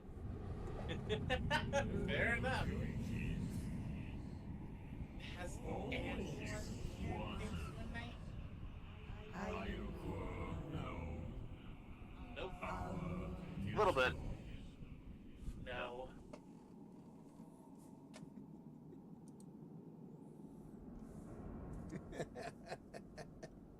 I mean, considering how much Peter got around into the 616 universe, I can believe that.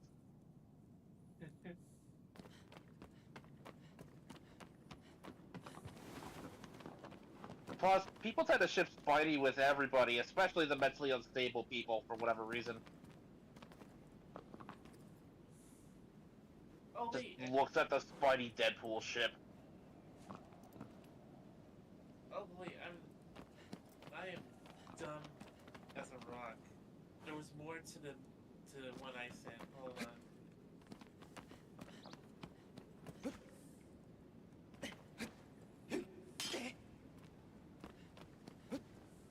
Yeah, the bit where he broke the rifle over his knee.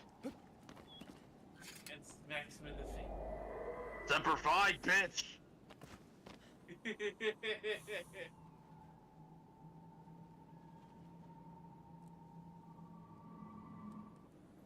Alright, I didn't look to see which one this is, but it'll probably be easy. 5 seconds later, I was wrong. I was horribly wrong! Every time I said it's gonna be a tough fight, it's always an easy fight. So I am tempting fate. Yeah! Yeah!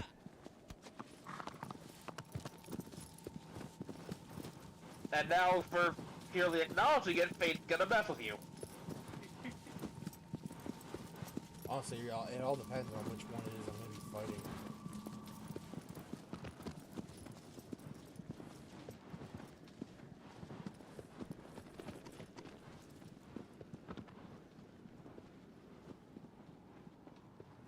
Oh, the leather, Krunk! There's the second Colossus, still turning into sand.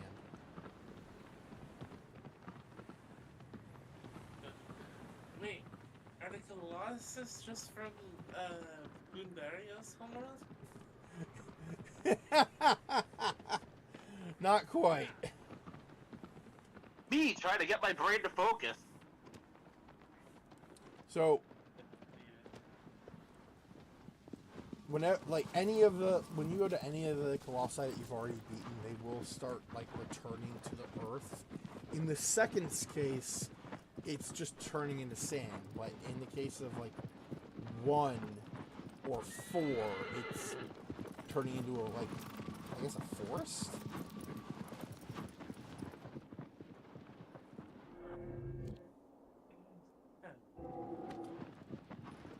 Evidently, I have not been to this shrine before. Time for a lizard hunt. And now is the time for the most out-of-context Transformer image I could possibly throw at Taro. You forget. Well, I've seen that show too. Doesn't mean I'm given the context for it. Yeah, doesn't matter.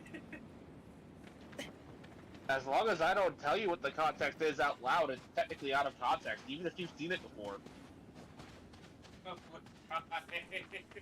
Tara, this is what it's like arguing with yourself.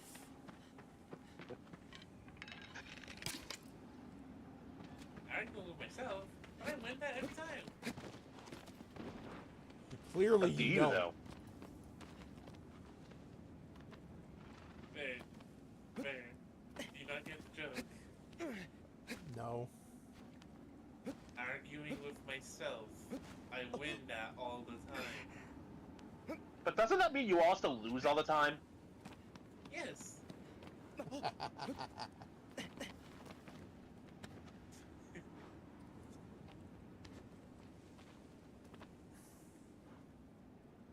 where did it go? Oh god, I'm turning to Cotton Eye Joe. The fact that there are imaginary numbers in mathematics is proof that humans create their own problems just to cry. I feel like I've seen that before. I've posted it before. Oh, you know what? Fair enough.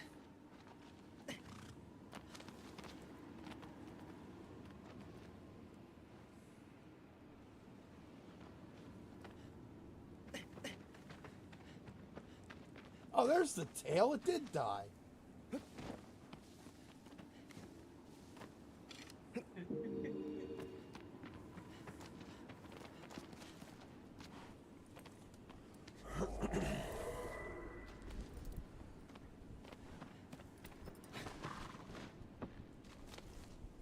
Bruce, throw this away. Clint, stop shooting the couch. Tony, find a home for this. Natasha, stop stashing these all over. Guns are not Easter eggs. And Thor, please stop leaving this in the middle of the floor.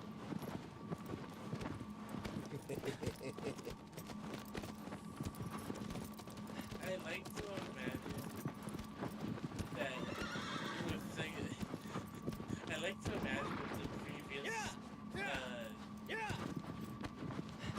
the previous Thor's like items. He doesn't even realize what he's holding to his bedroom.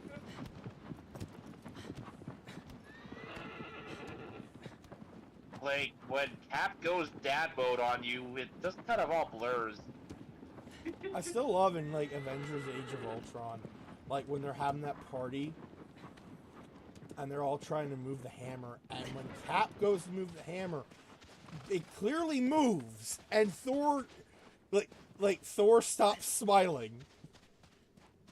I like to imagine that Steve noticed it too, but the shock of it moving, like he wasn't expecting it to move. The shock of it moving made him drop it. That's why he let it go. Either that, or he grabbed it, realized it was light, didn't want to upset Thor, and just pretended he couldn't pick it up.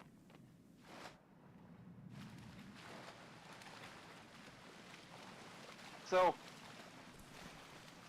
there was a crossover between Marvel and DC that happened once, and Wonder Woman actually managed to successfully lift Mjolnir.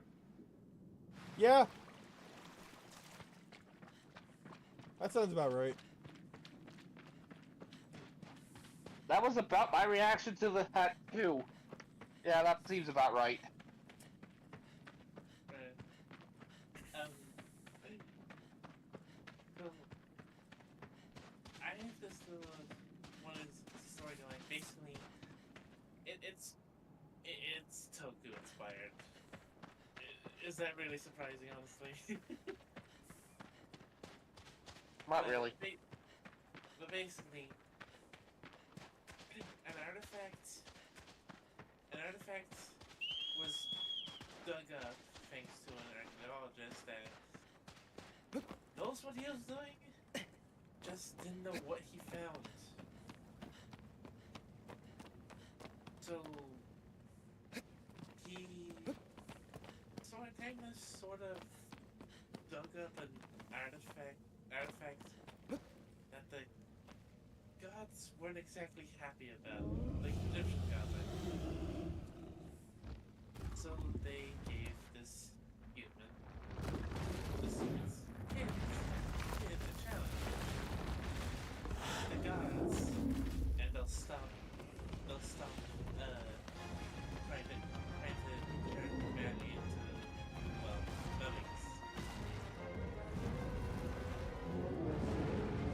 I've got a little something for you, Toku related.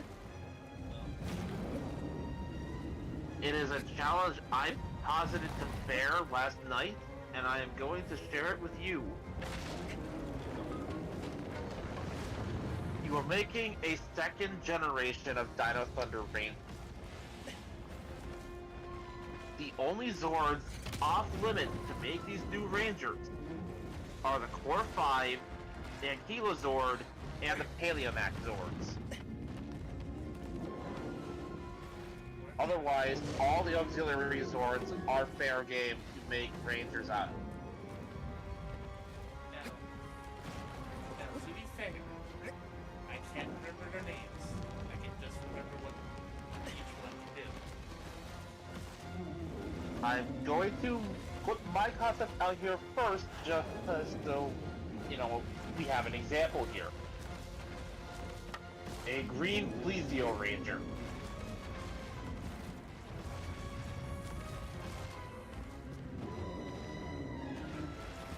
So you notice this Colossus is a Using lot the- smaller than the others? That thing. Yeah. Ow! Motherfucker! Yeah, it is a lot smaller. Yeah, so in the case of the Plesiosaur Ranger, I used the White Drago Ranger costume for my concept here. Just, you know, primarily green with gold stripes going down. Yeah! Basically making an elaborate reference to the Dragon Ranger from, I'll be right back. you know, Jew Ranger. Fair enough. Especially considering how Tommy's Dragon Zord there emerged from the ocean.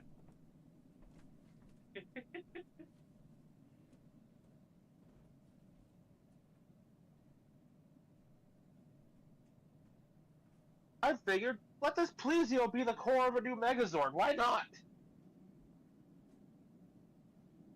It's not like Dino Fury didn't already do this, or Dino Charge, I mean. Technically both, I guess. No, that was a Mosasaur, my bad. Either way. Either way. That's my concept out there. Your turn. Can I finish what I was saying first?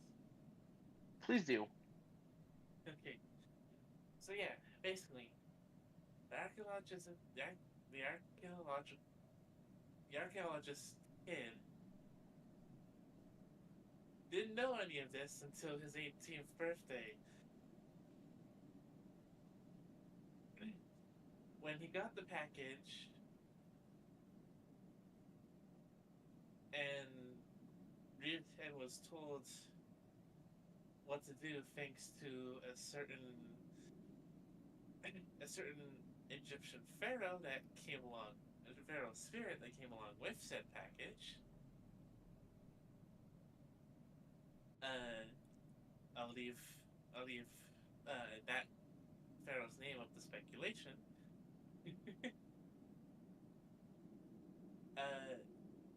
Told him basically what the gods told his dad, and this, that, and the other. Does this Pharaoh have a fondness for card games by any chance? This pharaoh has nothing to do with card games. No. Surprise Pikachu face.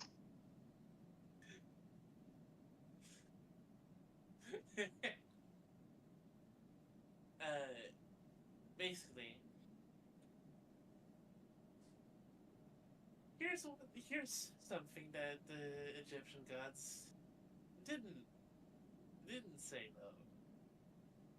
What they're doing is illegal in the what I like to call the universal pantheon.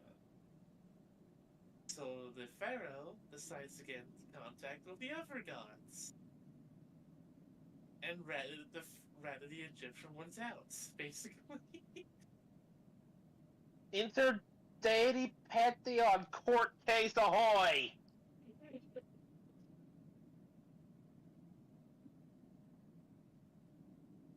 As expected, the other gods were mad. So the archaeologist the, the Archaeologist. archaeologist kid's best friend got a got permission to use a different artifact. A you could say Norse artifact.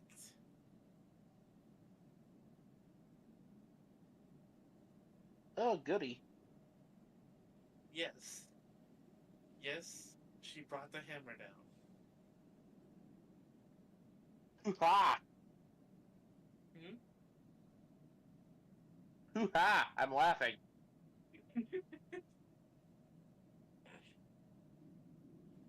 The one side effect, though, the one thing I do like what I did with this story,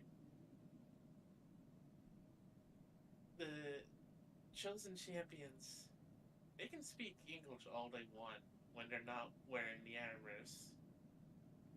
The second they start wearing the armors, though,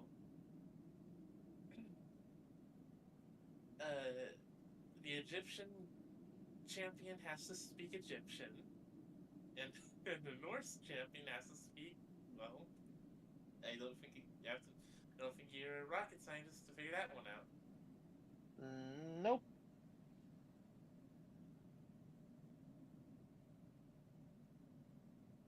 But anyway, hmm. Now, am I going basic tree or full 5? For the moment, we're going a basic 3. Okay. Hmm. I have provided one who will also provide the core of the Megazord. Fair.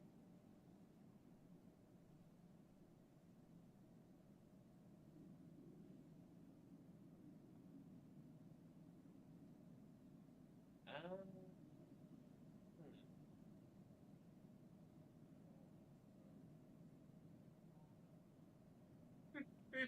I could be mean and say chicken, but I'm not going to. To reiterate the rules, any of the existing auxiliary Zords, sans the Ankylozord, are fair game. I know, I know.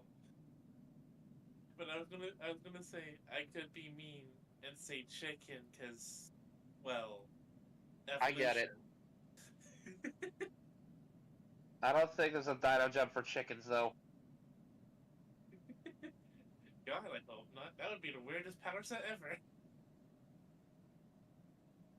I eat grain off the ground. That's my power. Hmm.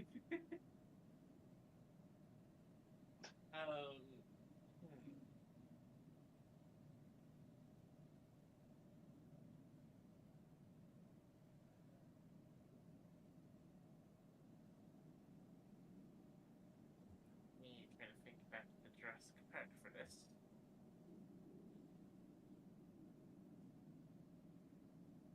Knowing you, I'm assuming this Ranger is going to be purple.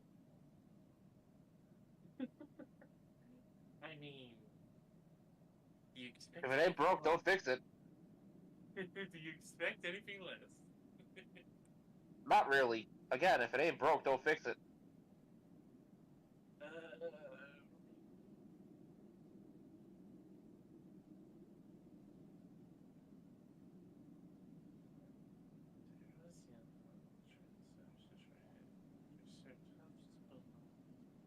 Oh, another little caveat here. While standard red, blue, and yellow are off the board, crimson, navy, and gold are fine. Fair enough.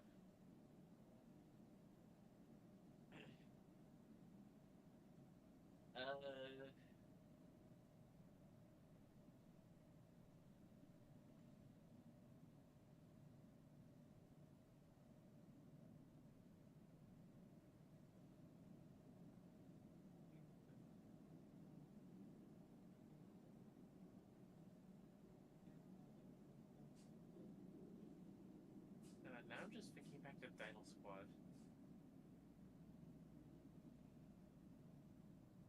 Um,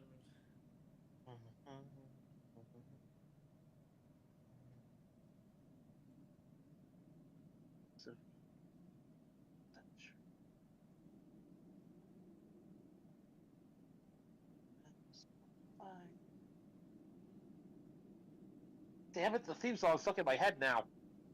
what? Dino Thunder's theme song. Um,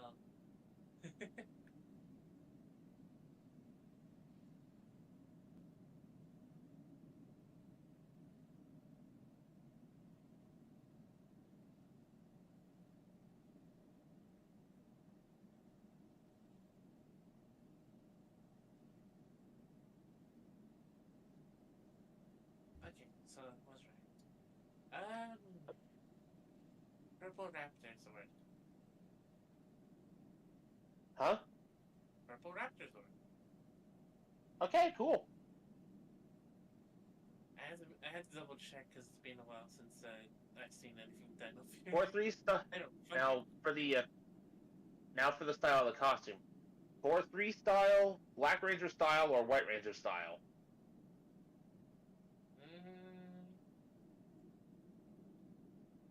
I feel like core free would work best.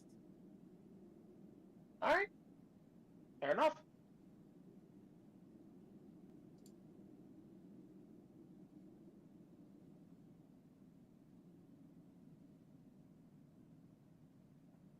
Wait. Bro, I have to get away from this wiki now too. Crap.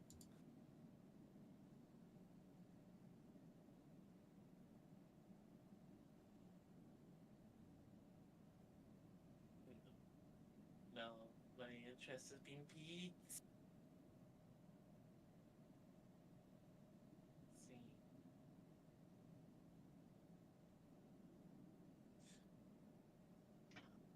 Going one step further, what power would this purple Dino Gem bestow? Well, I would say super speed, but we both know That's what kind of speed- already taken. Yeah. So.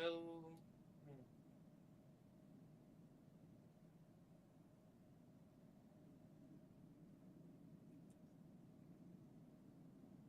Hmm.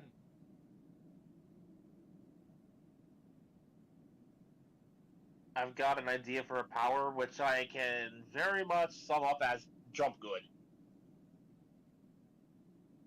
Fair enough.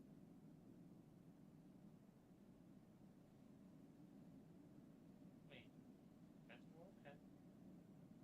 Enhanced agility, basically. The ability to jump really well, climb really well. It's like super speed, but for verticality. Fair enough. I'll take it.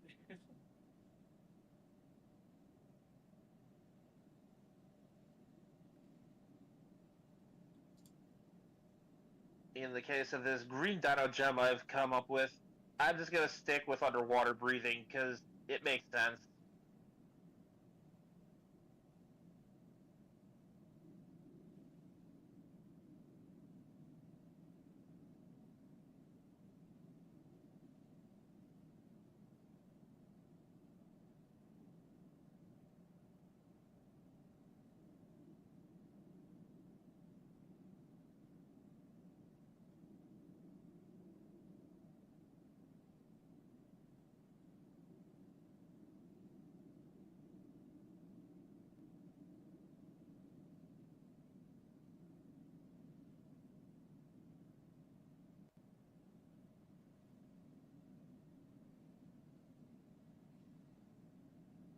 wait, wait, he does?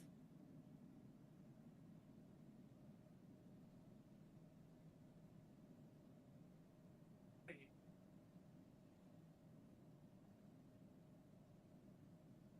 I'm looking at different references to Power Rangers or Super Sentai. Apparently, in Far From Home, Peter's teacher makes a reference to Power Rangers when he sees the elementals fused into one. Hmm.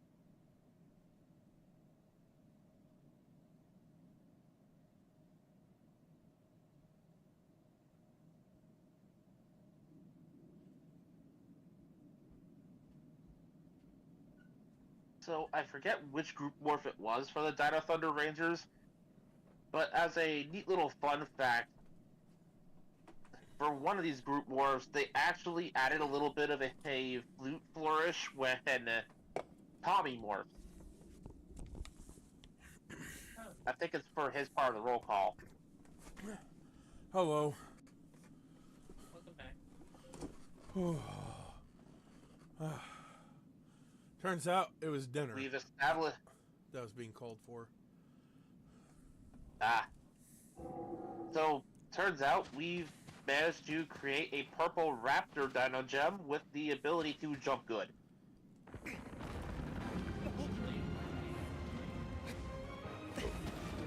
The idea being that it's super speed, but for verticality, so holders of the purple dino gem get to jump really high and climb really fast.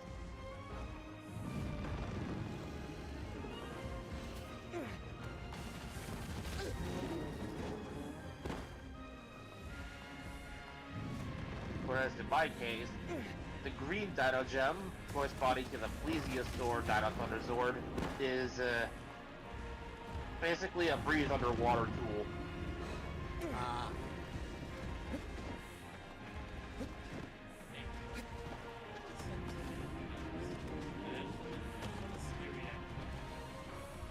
Oh boy, I'm scared already.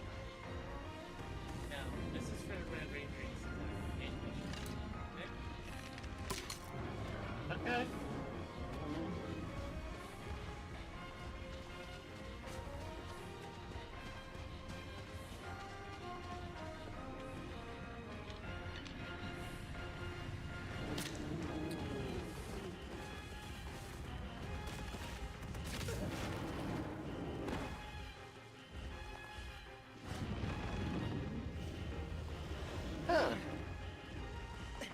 Oh my god! There it is. That's what I was expecting. What happened? Well, hope Animus permits. Apparently, Bob Force Philip wants has expressed interest in creating the huge act Red Rangers design. If memory serves, that's Barrack Balatone. Interesting.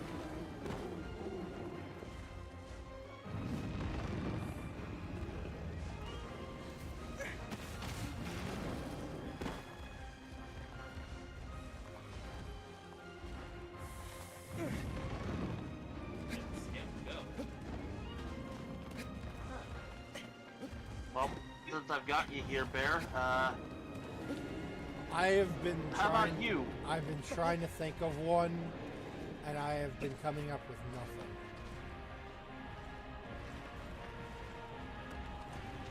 partly because I've been busy.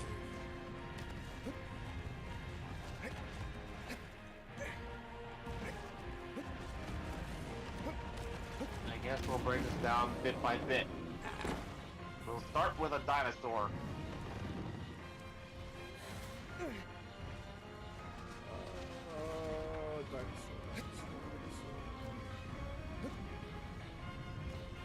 As far as restrictions go, you cannot use one that was used by an existing ranger in Dino Thunder proper. Got it.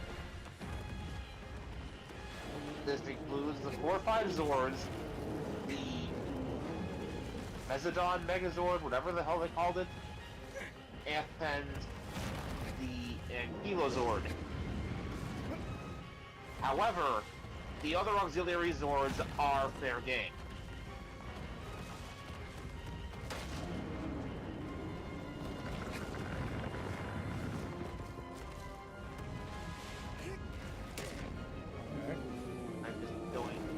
I'm just doing also add Plesiosaur and Raptor to the list of off limits. Those have now been given content. I finally killed this son of a bitch. Oh, there I go.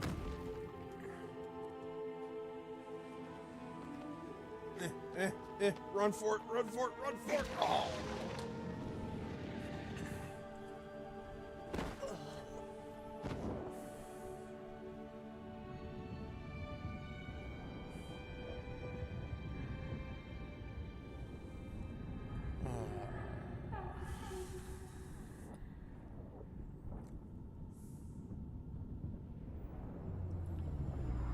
Dinosaur.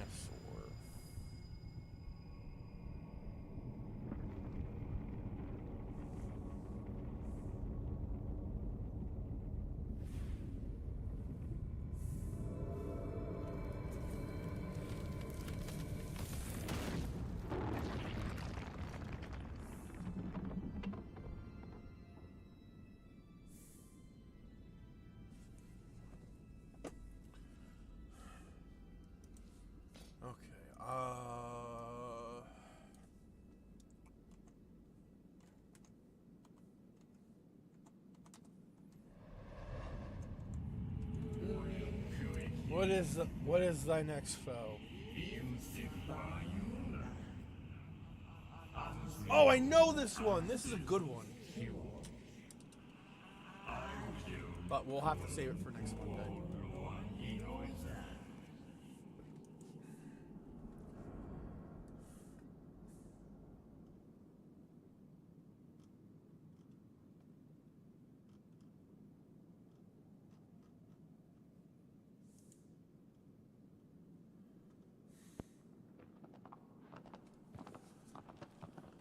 Okay, so I found a website called Random Dinosaur Generator. Okie doke.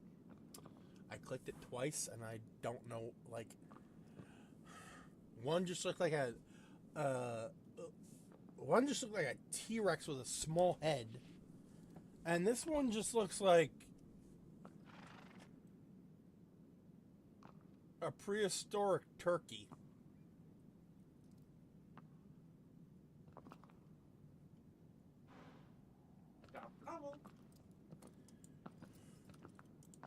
Let's see if I can't help things out here. Have we gotten very many Spinosaurs? In what? Power Rangers?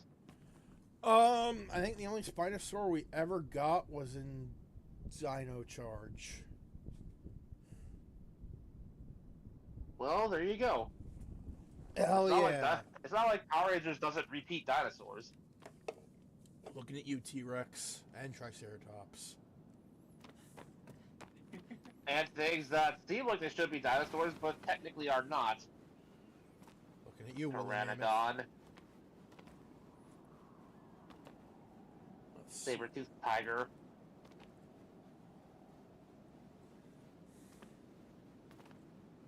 Wonder doesn't look any different, but All right.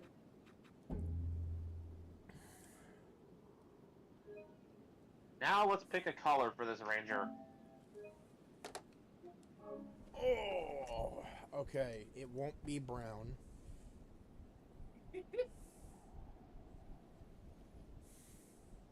So, the restrictions I've set up is that primary colors are out, black and white are out, green and purple have both been used.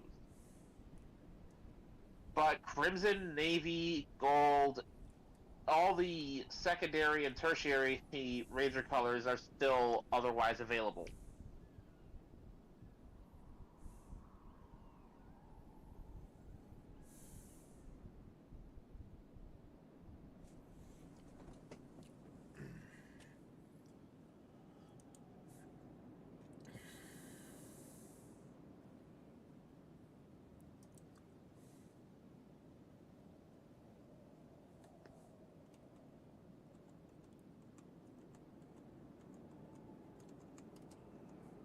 Oh,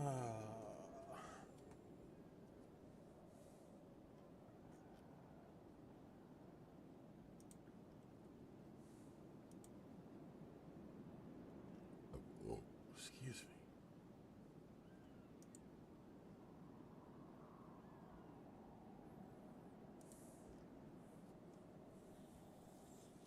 Hmm.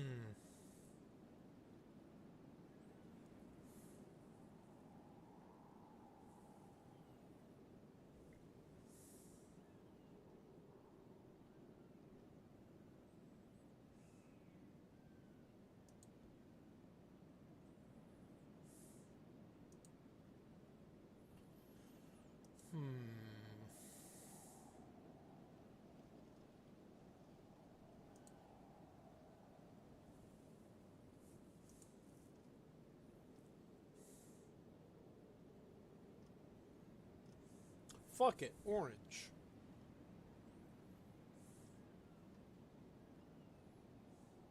And there's our trio now. We have purple, green, and orange. Because I realized all these colors were used by auxiliary Zords.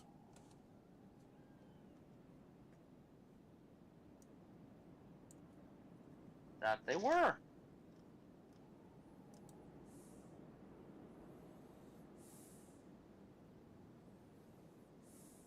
Hell, if we wanted to keep things as hilariously simplistic as possible, we could have just made Rangers based on the auxiliary Zords. Yeah. What was the fun in that? Exactly. All right. Thank you all for watching. This has been Vegas Bear 92. Mekuman. And Tano. We will be back tomorrow with Astrobot. So look forward to that. And after the stream, I am going to do a battery transplant for my PS5 controller, because the battery on my new controller is shit, but the battery from my old one was very reliable. Good luck. I already took the first one apart this morning, or afternoon rather.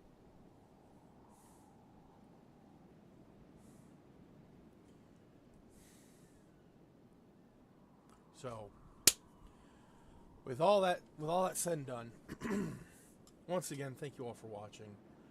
Please support us in any way you wish. Be it by engagement or money. And with that said and done, stay safe, stay comfy, stay hydrated, and be good to each other. Especially you, Bob.